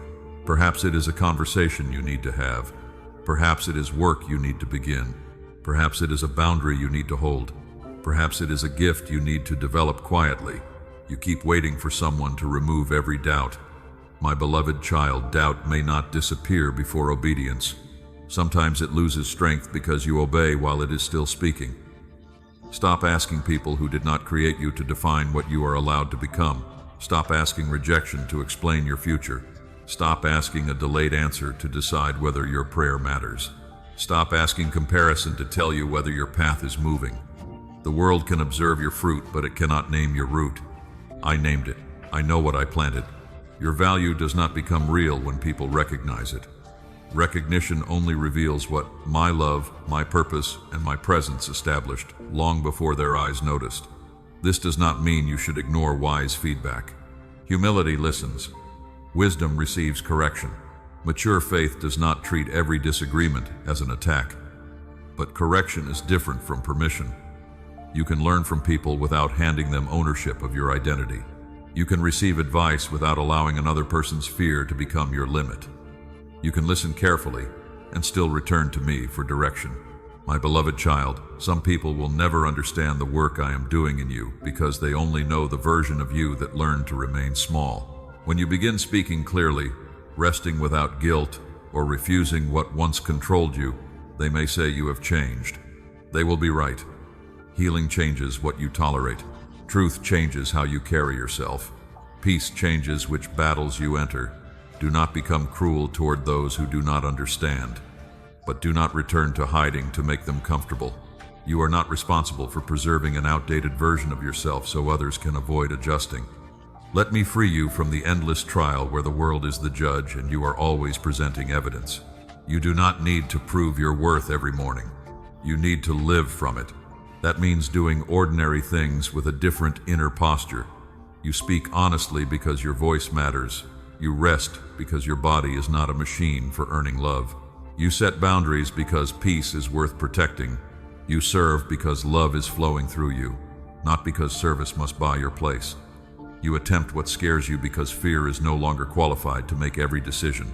My beloved child, the moment you stop waiting for external permission, something becomes available inside you. You begin noticing qualities that were hidden beneath the hunger for approval. You recognize the part of you that sees beneath the surface. You recognize the part that can end patterns your family has carried for years. You recognize the part shaped by pain to help others who feel unseen. These parts were not created by applause. They were waiting beneath it. Stay close, my beloved child. In the next part, I will introduce you to the deeper selves I have been preparing within you, the seer, the one who breaks old patterns and the wounded heart that will become a place of healing for others. My beloved child, beneath the version of you that learned to wait for permission, I have been preparing deeper parts of your identity. They are not separate people. They are dimensions of the same life I placed within you, parts that pain-covered, fear restrained, and survival taught you to question. The first is the one who sees. You have often noticed what others missed. You sensed tension before anyone spoke. You recognized sadness behind a smile. You could feel when words sounded right, but something underneath them did not agree. Because people did not always understand this sensitivity, you began doubting it. You called yourself too watchful. You said you were imagining things. You ignored the quiet warning, then blamed yourself when the truth later appeared. My beloved child, discernment is not suspicion. Suspicion expects danger everywhere. Discernment remains calm and notices what is true. I am teaching you the difference. The one who sees is not called to judge everyone, expose every secret, or live in constant alertness.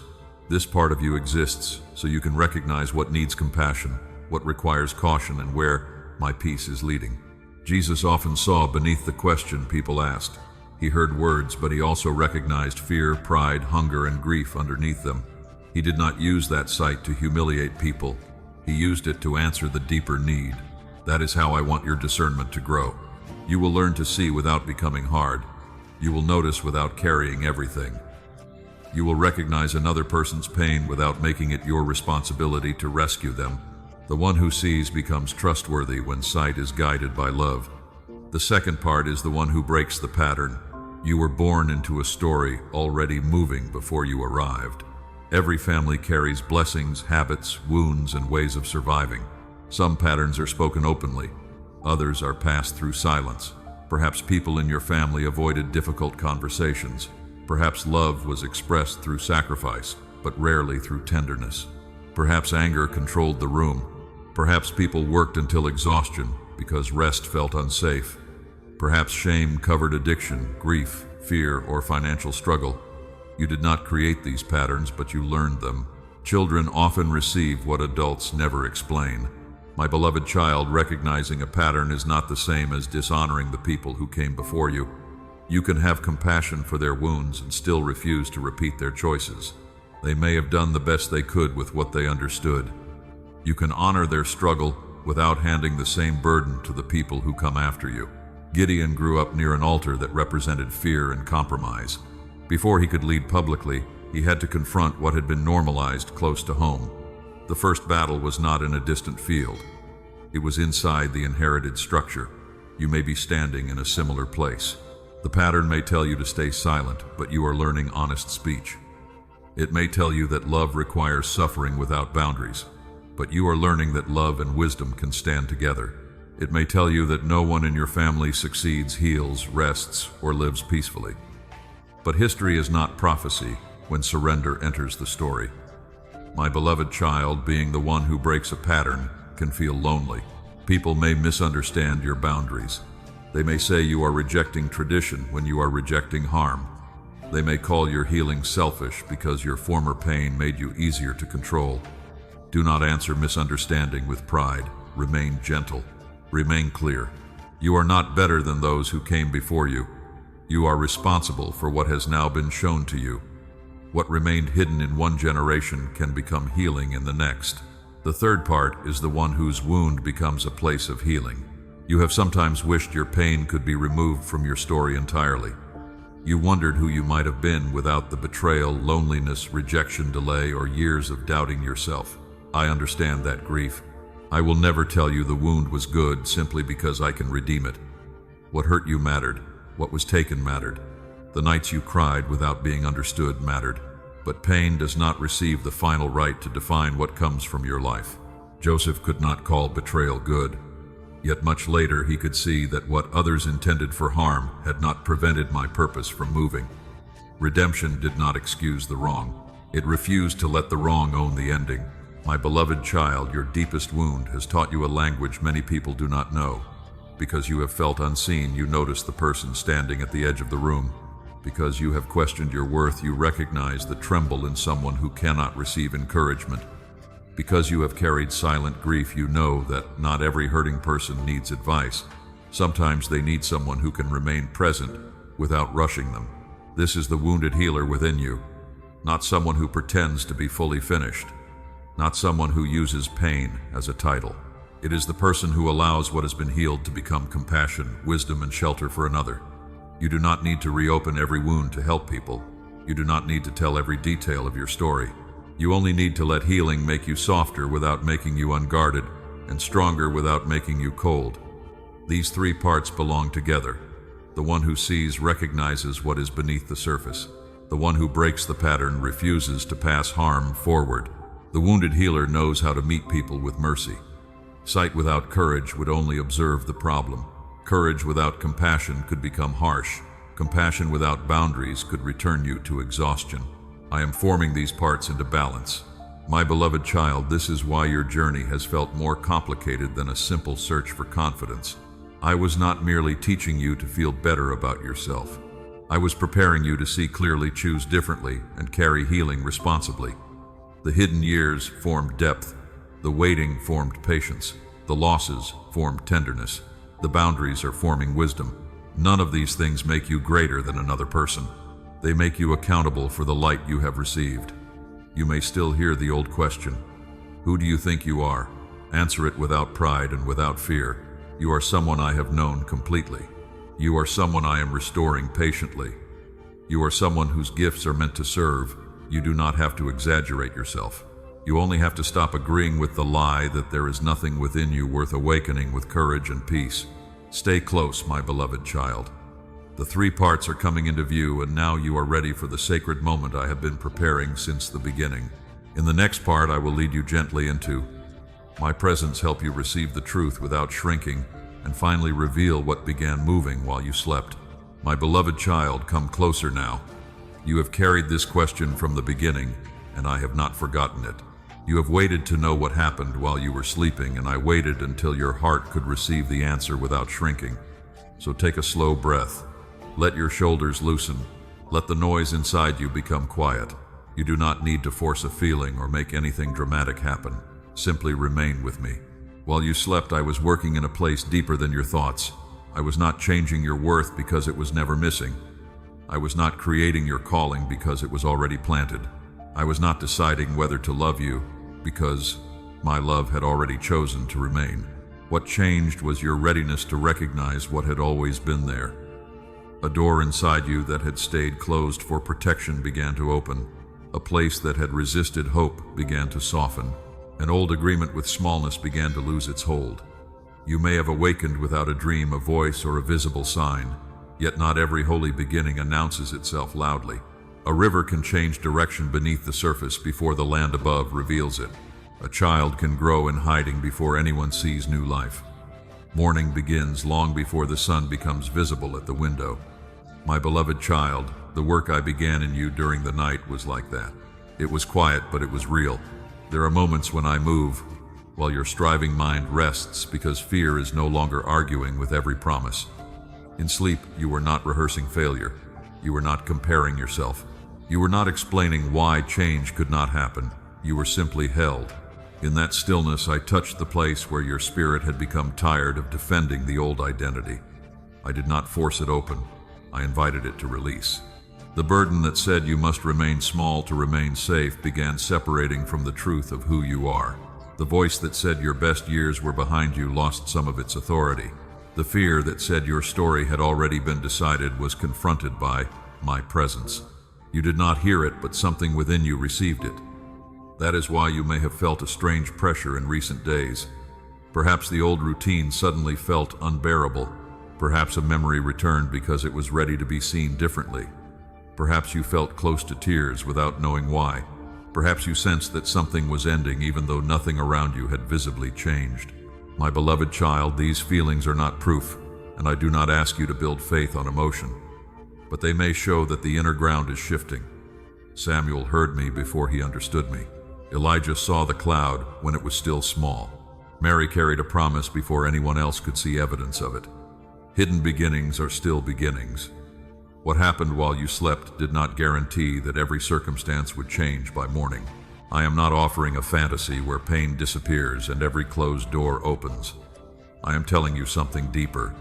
The season in which you could remain completely unconscious of your true identity has begun to end. You have crossed from surviving the old story into questioning it. You have moved from accepting every accusation to recognizing that another voice is speaking. You have moved from calling your ache a weakness to understanding that it may be pointing toward restoration. This movement matters. For years, you stood outside your life as though purpose belonged to someone else. You watched others speak, create, serve, lead, heal, and begin again. Then you used their progress as evidence that you had nothing of equal value. But while you slept, I brought you closer to the truth that your path does not need to resemble theirs in order to carry purpose. I reminded the deepest part of you that hidden does not mean forgotten. I reminded your spirit that delay does not erase calling. I reminded your heart that failure can become instruction without becoming identity. You did not form these reminders with your mind. They were received beneath the noise. My beloved child, this is why I asked you to stay. If I had told you at the beginning that something in your readiness had shifted, the old voice might have dismissed it as empty comfort. You needed to see how survival shaped you, how false humility hid you, how the world taught you to wait, and how wounds can become compassion. Now the revelation has somewhere to land. What happened while you slept was not that heaven suddenly noticed you. I had already seen you. It was not that your life suddenly became valuable. Your value was already secure. It was not that a new person replaced the old one. The true person began pressing closer to the surface, the one who sees, the one who breaks patterns, the one whose healed pain can help another person breathe again. These parts of you were not born last night. They became harder to keep buried. That is the shift. The old identity is losing its right to speak as though it is the only truth.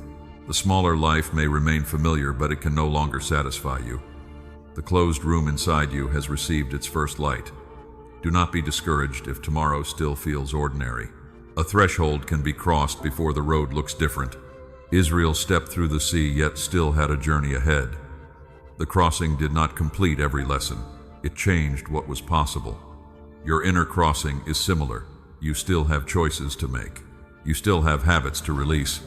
You still have truth to practice when fear returns, but you are no longer standing where you were. Something has begun. My beloved child, let yourself grieve the years when you could not see this. Grieve the opportunities you avoided. Grieve the times you accepted less. Grieve how you spoke to yourself when you believed harshness made you stronger, but do not remain in grief. Behind it is gratitude. You are here. The truth is reaching you. Your spirit is responding. The night was not empty, and your story is not finished. Take another breath. Say quietly within yourself, I am willing to see what you see. Do not demand certainty. Willingness is enough for this moment.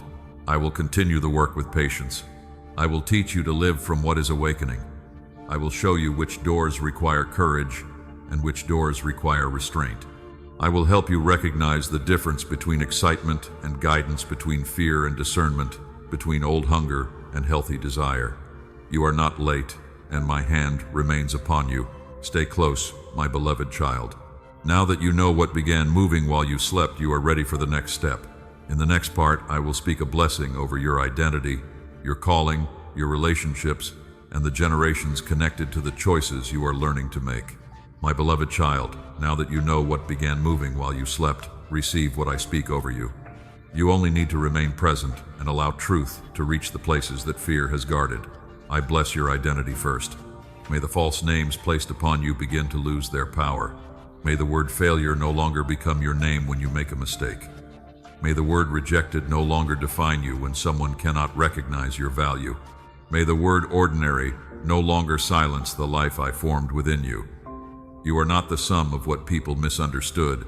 You are not the worst decision you made while hurting. You are not the season when you lost direction. My beloved child, you are known by me. Before the world called you difficult, I saw depth. Before people called you weak, I saw tenderness that had not yet learned boundaries. Before anyone called you late, I saw a life moving according to a process they could not measure. Let my knowing become more authoritative than every careless judgment. I bless the way you see yourself. When you look in the mirror, may accusation no longer be the first voice you hear. May you recognize the person who endured without losing the ability to care. May you see courage in the face that continued through disappointment. May you see dignity in the one who kept rising, even when rising felt unnoticed. The mirror is not a courtroom. Your reflection is not standing there to be sentenced. Let it become a meeting place where honesty and compassion can stand together. I bless your mind. May old thoughts lose their automatic authority. May you notice fear before it becomes a command. May you recognize comparison before it steals your peace. May you question every conclusion that leads you away from hope, truth, and obedience. I do not promise that difficult thoughts will never return. I promise that they do not have to rule. You can hear an old accusation and refuse to build a home for it. You can remember a painful moment and still choose from present truth. You can feel uncertainty without surrendering your direction. My beloved child, I bless your voice. For too long you have swallowed words that needed to be spoken gently. You stayed silent because you feared misunderstanding. You softened truth until it could no longer protect you. You apologized for needs, boundaries, and convictions that required no apology. May your voice return without becoming harsh. May honesty and love grow together in you. May you speak clearly without trying to control the response. May you stop using silence to keep peace where truth is being sacrificed. I will teach you when to speak and when to remain still. Both can be holy when they come from wisdom instead of fear. I bless your calling. May you stop treating purpose as something reserved for more impressive people. May you recognize it in the burdens that move your heart, the gifts that continue returning, and the needs you notice when others look away. Your calling may not arrive with a public announcement. It may begin in one conversation, one act of courage, one faithful decision, or one person who finds hope because you were willing to remain present. Do not despise small beginnings. A shepherd boy carried oil upon his head before he carried a crown. Esther entered a difficult place before she understood the full reason she was there. The work often begins quietly. I bless your obedience. May you move when I ask you to move. May you wait when I ask you to wait. May you stop confusing pressure with direction. May you learn the sound of peace beneath urgency. You do not need the entire map to take the next faithful step. My beloved child, I bless your relationships. May you no longer chase people who require you to abandon yourself. May you recognize the difference between love and emotional hunger. May you forgive without returning to the same injury, without wisdom. May you give freely without making generosity a payment for belonging. I bless your ability to receive safe love. When someone honors you, may you stop searching immediately for hidden danger. When someone listens, may you allow yourself to be known. When someone offers help, may you receive without shame.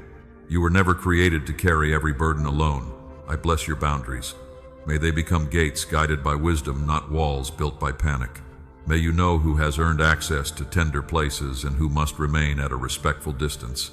May guilt no longer force you to reopen doors that peace required you to close. You can love someone and still refuse their chaos. You can pray for someone and still protect your home, your mind, and your future. My beloved child, I bless your work. May you bring integrity into ordinary tasks. May your effort no longer be driven by the fear that rest makes you worthless. May you create, build, serve, and lead from a place of belonging instead of desperation. May you notice opportunities that once seemed invisible because you assumed they belonged to someone else.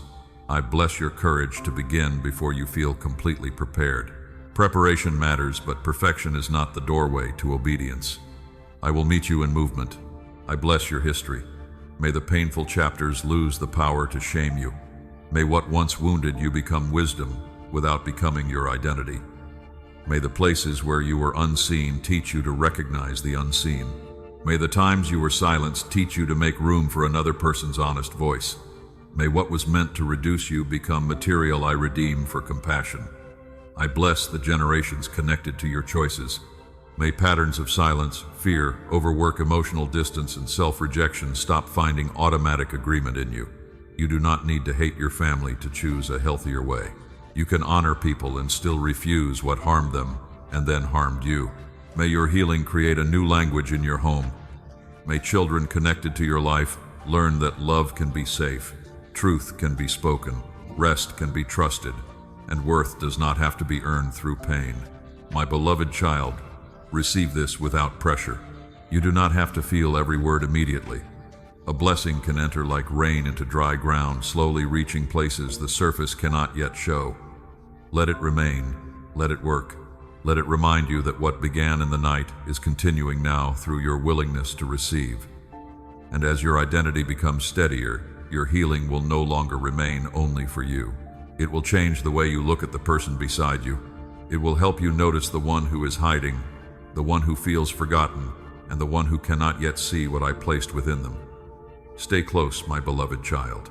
In the next part, I will show you how your restored sight becomes a light that helps others recognize the truth of who they are.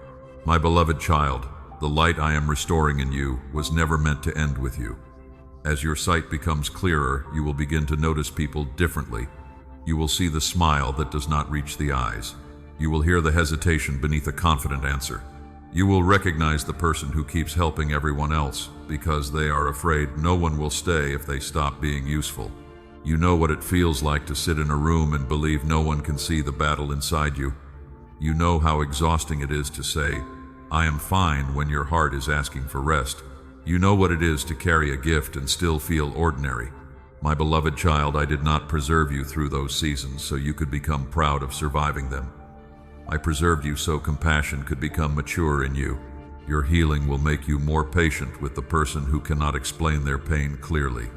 You will stop demanding quick progress from people who have spent years learning to hide. You will recognize that some anger is guarding grief, some silence is protecting fear, and some independence is covering the belief that help will always come with a cost. This does not mean you will excuse harmful behavior. Clear sight includes boundaries. You can understand why someone became wounded without allowing their wound to injure you. You can care deeply and still say no. You can pray for someone and still refuse to become the place where they release every unhealed pattern. My beloved child, your healing is not turning you into a rescuer. It is turning you into a witness. A rescuer believes everything depends on their effort. A witness points toward the truth, remains present, and remembers that only I can complete the deepest work in another person. John the Baptist knew he was not the light. He came to bear witness to the light. You do not have to become the answer to every person's pain. You can carry a lamp without pretending to be the sun. You will listen without interrupting. You will say what happened to you does not define all that you are. You will notice effort that others overlook. You will speak courage into someone who has only heard criticism. You will create a safe pause where another person can stop performing. A person who has lived in a dark room does not always need a door opened at once. Sometimes they first need one narrow line of light to prove that darkness is not the whole world. My beloved child, remember how much it mattered when someone saw beyond your behavior and recognized your heart. Perhaps they noticed strength when you felt weak. Perhaps they trusted you with responsibility before you trusted yourself. Perhaps one sincere sentence remained with you for years because it contradicted everything shame had taught you. You can become that kind of voice for someone else, not through flattery, not by telling people they are perfect, but by naming what is true and life-giving. Barnabas was known as a son of encouragement. When others feared Saul because of his past, Barnabas was willing to see the work I had begun in him. That encouragement did not ignore history. It recognized transformation before everyone else felt safe enough to believe it. There will be people around you whose future is hidden beneath their present struggle. Do not define them by the chapter you happen to meet. I may allow you to see a seed before the field shows any growth. Do not use it to control their choices or make yourself important in their story. Speak what I give you, then release the outcome. Encouragement becomes manipulation when it demands a specific response. Love tells the truth and leaves room for freedom. Your healing will also change the atmosphere you bring into a room. Before you may have entered conversations searching for proof that you belonged. That hunger made you watch every face, measure every response, and adjust yourself constantly. As your identity becomes steadier, you will enter with more peace. You will no longer need every person to approve of you. The anxious person will feel less judged. The quiet person will have room to speak. The overlooked person may sense that someone has finally noticed. My beloved child, healed people do not always speak the loudest. Often they make the room safer for truth. This is part of your calling. You will help others see not only through your words, but through the way you live. When you rest without shame, someone else learns that exhaustion is not holiness. When you hold a boundary without cruelty, someone else learns that love does not require self-abandonment. When you admit a mistake without collapsing, someone else learns that failure does not have to become identity. Your life becomes permission. Not permission to copy you, but permission to believe another way is possible. Paul wrote that comfort received from me can become comfort offered to others. This does not mean you must remain close to pain forever. It means what I heal in you can become a resource of mercy. The wound no longer leads. You will know when to sit beside someone and when to step back. You will know when a person needs encouragement and when they need honest correction. You will learn that helping someone see is not the same as carrying them where they refuse to walk. My beloved child, do not be discouraged when your words do not produce immediate change. Seeds enter people quietly. A sentence spoken with love may return to them months later. A boundary may anger them now and teach them respect later. A calm response may challenge a pattern they are not ready to name. Your assignment is faithfulness, not control. Let me decide what grows and when. There is another gift that comes through your healing. You will begin recognizing the hidden light in people who remind you of your former self, the one who apologizes before speaking, the one who laughs when receiving praise, the one who settles for less because hope feels dangerous. You will see them and remember, but you will not look at them with superiority. You will remember how patient I was with you. That memory will keep your compassion gentle. My beloved child, this is how restoration multiplies. One person learns to see themselves through my love. Then they stop passing blindness forward. They speak differently to their children. They choose healthier relationships. They encourage gifts instead of mocking them. They create homes and friendships where honesty can breathe. The light moves from one life into another. What once felt like a private wound becomes part of a wider healing. Stay close, my beloved child. As you begin helping others see, you must also learn to recognize the old blindness when it tries to return through ordinary moments. In the next part, I will show you how it appears in compliments you cannot receive, achievements you dismiss, and situations where you still settle for less than truth. My beloved child, the old blindness does not always return as a dramatic attack. It appears when someone offers you a sincere compliment and your first instinct is to reject it. They say you are wise and you answer that you were only lucky. They say your presence helped them and you insist that anyone could have done the same. They say they admire your strength and you immediately point toward your weakness.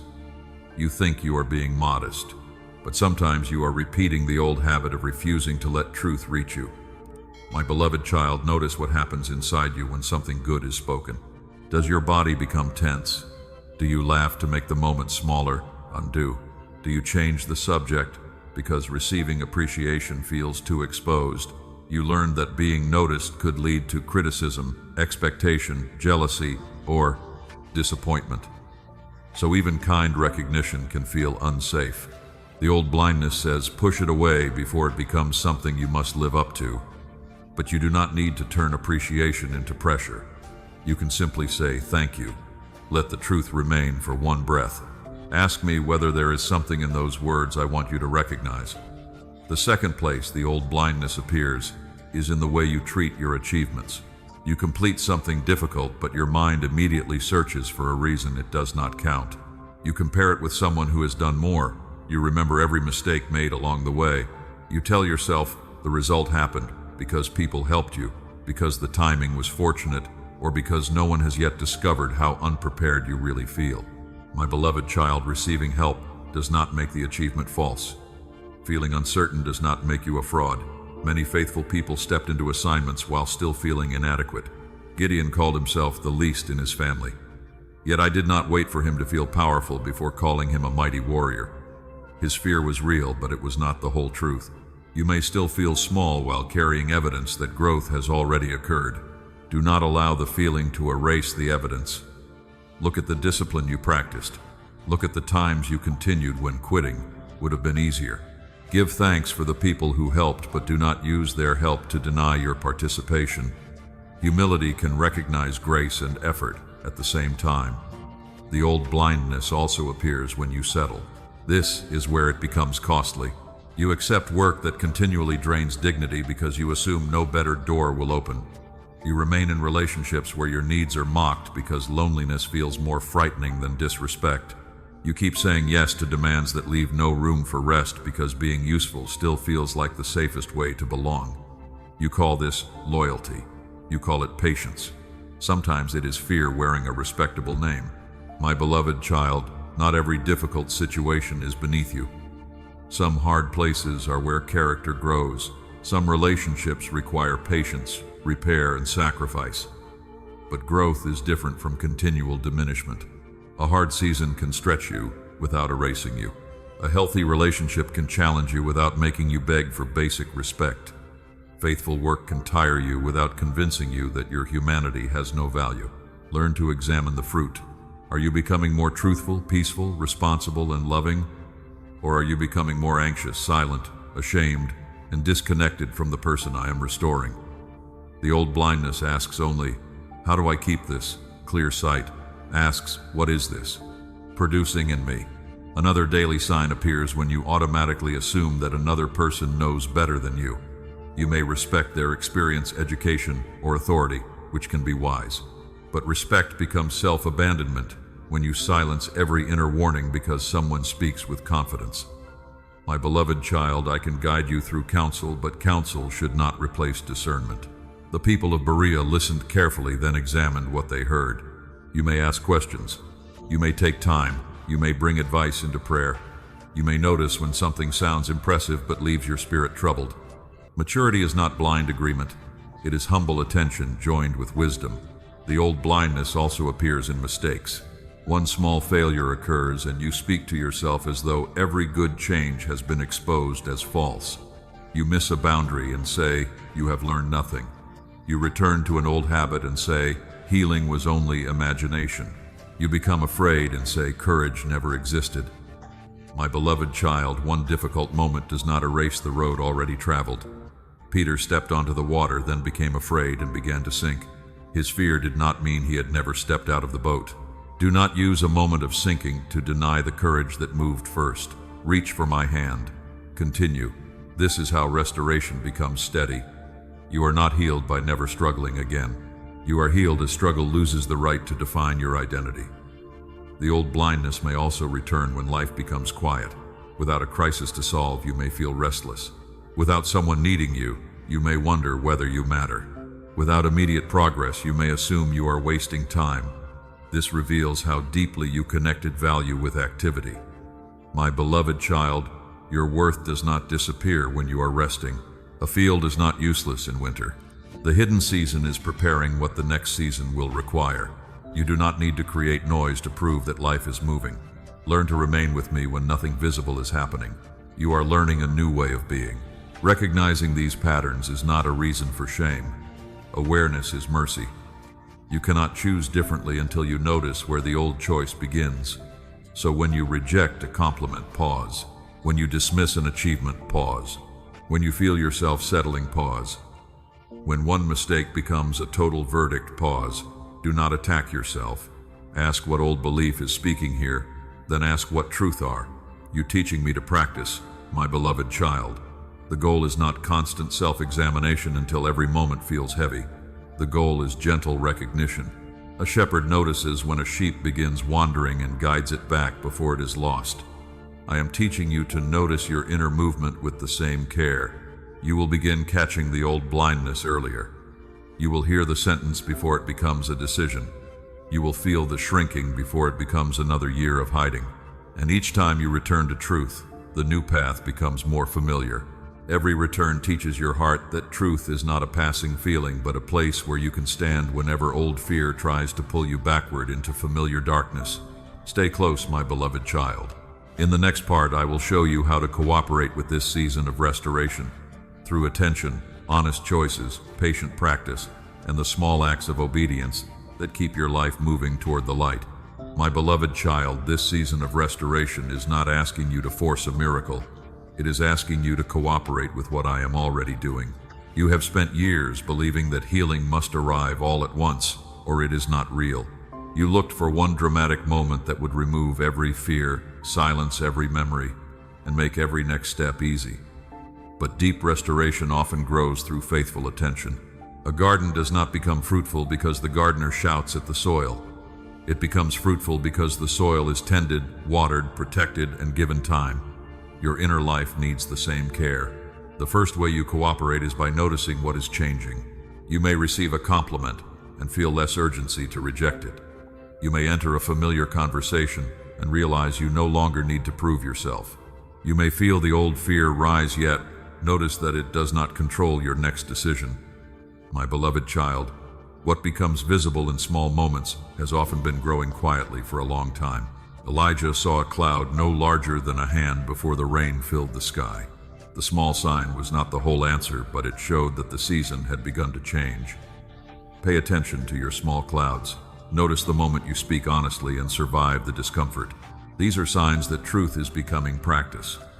The second way you cooperate is by refusing to repeat the old verdict. You may still hear the sentence, "I am not enough." You may still feel pressure to call yourself ordinary, late, weak, or unwanted. The goal is to stop feeding it. A thought can knock without being welcomed inside. When the old verdict appears, do not build an argument around it. Do not repeat it until your body believes danger has returned. Pausa. Bring the sentence to me.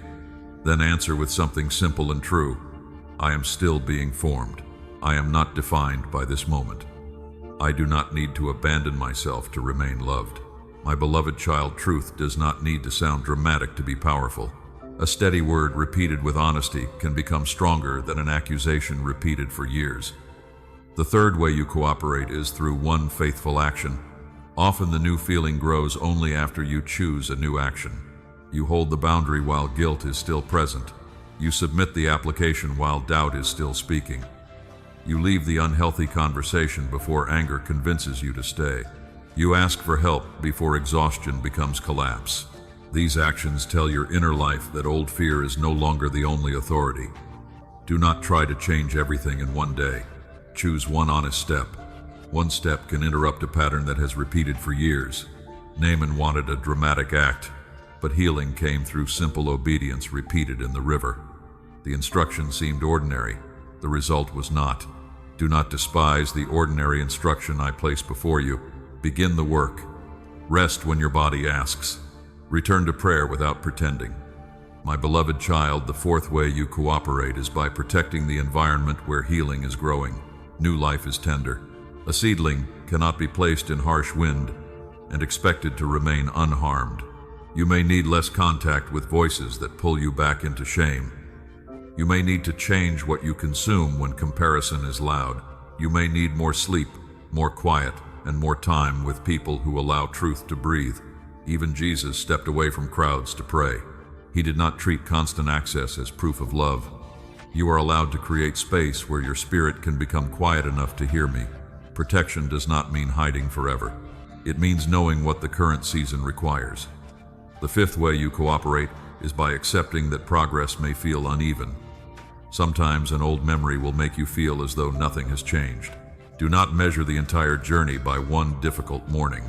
A road can rise and fall while still moving forward. You are not back at the beginning every time pain returns.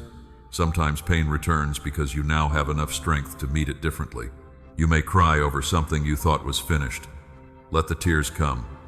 Grief revisiting you does not always mean healing failed. It may mean another layer is ready to be released. My beloved child, be patient with the pace. You spent years learning to disappear. Do not demand that every part of you feel safe being seen after one conversation. I am not rushing you. Do not turn restoration into another performance where you must prove you are healing correctly. The sixth way you cooperate is by letting gratitude become stronger than regret. You will remember time that seems lost. You may wonder who you would be if you had understood these truths earlier. That question can become a prison. You did not have today's clarity yesterday. You made choices with the tools, strength, and awareness you had. I can teach you through regret without allowing regret to rule you. Thank me for what is visible now. Thank me that you can recognize the pattern. Thank me that the story is still moving. Joel spoke of years being restored after devastation. Restoration does not always return time in the form you imagined. Sometimes it gives wisdom, fruit, and purpose so rich that the past no longer owns the future. My beloved child, you are not too late to live truthfully. The seventh way you cooperate is by remaining close to me when there is no emotional reward. There will be days when prayer feels warm and days when it feels ordinary. There will be moments when you sense direction and moments when you must walk by trust. Do not assume I am absent because the feeling is quiet. Roots grow in silence. Continue showing up. Continue speaking honestly. Continue choosing what brings life. Restoration becomes durable through relationship, not intensity. You do not need to chase the version of yourself that is awakening. You need to make room for that person through daily truth. As you do, the old identity will begin to feel less like home. You will notice that the sentence, "This is just who I am," no longer sounds final. You will realize that survival shaped you, but it does not own you. You will see that the night brought a beginning, not a finished destination. My beloved child, you are learning to cooperate with grace. Grace does not make you passive. It gives you strength to participate without believing everything depends on you. I am working, and you are responding. I am guiding, and you are choosing. I am healing, and you are making room. Stay close. You have recognized the old verdict, received the blessing, and begun walking in restoration. Now you must release the identity that kept you small without hating the person who carried it. In the final part, my beloved child, I will help you thank the survivor. Lay down the old names and walk forward. No, my beloved child, you have reached the place where the old verdict must be released. Do not fight it with anger. Do not despise the person who once believed it. That smaller version of you carried burdens with the strength available at the time. It learned to hide, stay quiet, work harder, expect less, and survive disappointment. Those choices were not the whole truth of who you are, but they helped you remain standing when you did not yet know another way. So begin with gratitude. Thank the part of you that kept going. My beloved child, gratitude does not mean you must keep living by the old rules. You can honor the survivor and still tell that person it is time to rest. You can say, "You protected me when I felt alone, but I am not alone now. Now bring me every verdict you carried, ordinary, unwanted, difficult, late forgotten, and failure." You repeated these words until they sounded like facts. Some were spoken by people who did not understand you. Others were formed from moments of pain. A few became conclusions after prayers seemed unanswered, but none of them came from my complete vision. My beloved child, place them before me now. Simply become willing to stop using those names as your identity. A prisoner may leave a cell and still dream of the bars. Freedom begins at the door, but the mind may need time to believe the open sky is safe. You are not failing when the old verdict returns. You are learning not to obey it. When it says nothing has changed, remember how much you can now recognize. When it says no one sees you, remember that I saw you before you could see yourself. When it says your life is ordinary, remember that faithfulness often wears ordinary clothing. Ruth gathered grain in a field before she understood how that season would reshape her story. Her daily work looked small, but my purpose was moving through it. Do not demand that your life look spectacular before you call it meaningful. My beloved child, walk forward seen. Walk into your morning knowing you do not need to earn the right to exist. Walk into conversations without shrinking before anyone has asked you to. Walk into work, remembering that integrity matters even when no one applauds. Walk into rest without treating stillness as guilt. Walk into relationships with open hands and clear boundaries. Walk into prayer without polishing your feelings. You are seen in all of these places. I see the courage required to speak one honest sentence. I see the restraint required to remain silent when anger wants control. I see the strength required to leave what keeps wounding you. I see the humility required to ask for help. I see the patience required to begin again. My sight does not wait for public evidence. I recognize the seed before the field becomes green. My beloved child, there will be days when you feel this truth strongly and days when you do not. Do not build your identity on the strength of the feeling. Build it on my steadiness. Clouds may cover the sky, but they do not remove the sun. In the same way, a difficult day may cover your awareness of my love, but it cannot erase my love. When your emotions become quiet, return to what you know. You are not abandoned. You are not disqualified. You are not invisible. You are not required to become perfect before you can be led. You are being restored. You are being taught. You are being invited into deeper truth. And you are responsible now for what you have received. Do not use this message to feel greater than anyone. Use it to become more faithful. Let being seen make you kinder to the unseen. Let restored worth make you less hungry for control. Let healing make you honest about boundaries. Let calling make you willing to serve. The light I restore in you must remain joined to love, or it will become another form of self-importance. My beloved child, you are not walking forward to prove that you are chosen. You are walking forward because love has already chosen to remain with you. You do not need to announce every change. Some transformations grow best without explanation. Let people notice peace where panic once lived. Let them notice clarity where confusion once ruled. Let them notice that you no longer chase what requires you to lose yourself. Let your life speak before your mouth needs to defend it. There may be people who prefer the former version of you. They may miss the person who always said yes, absorbed every burden, and accepted every excuse. Do not answer them with cruelty, but do not return to bondage to preserve their comfort. You can bless someone and still walk away. You can forgive and still remember the lesson.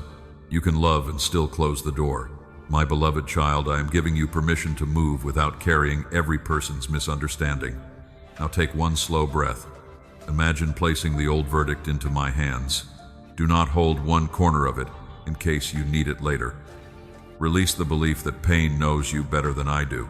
Release the belief that delay means denial. Release the belief that another person's rejection has authority over your future. Release the belief that being humble requires you to disappear. Release the belief that your wounds made you unusable. They did not. I am redeeming them without calling them good. I am bringing wisdom from what hurt, compassion from what isolated you, and courage from what once made you afraid. What happened while you slept was a beginning. What happened through these words was recognition. What happens next will be cooperation. You will wake, choose, speak, rest, forgive, create, and serve from a truer place, not perfectly. My beloved child, when the old fog returns, do not panic. Say, I know this feeling, but it is not my name. Say, I have been here before, but I do not live here now. Say, my Father sees more than fear can show me. Then take the next honest step. This is how you walk forward seen.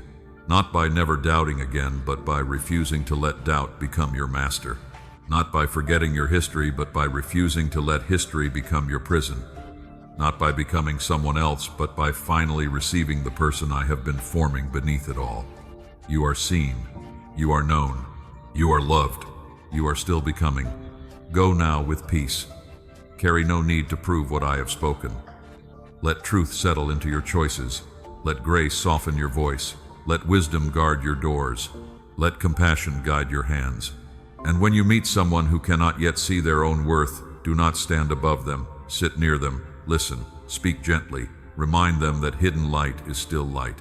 My beloved child, the old verdict is no longer your home. Walk forward with me. The night has passed. The door is open, and you are seen.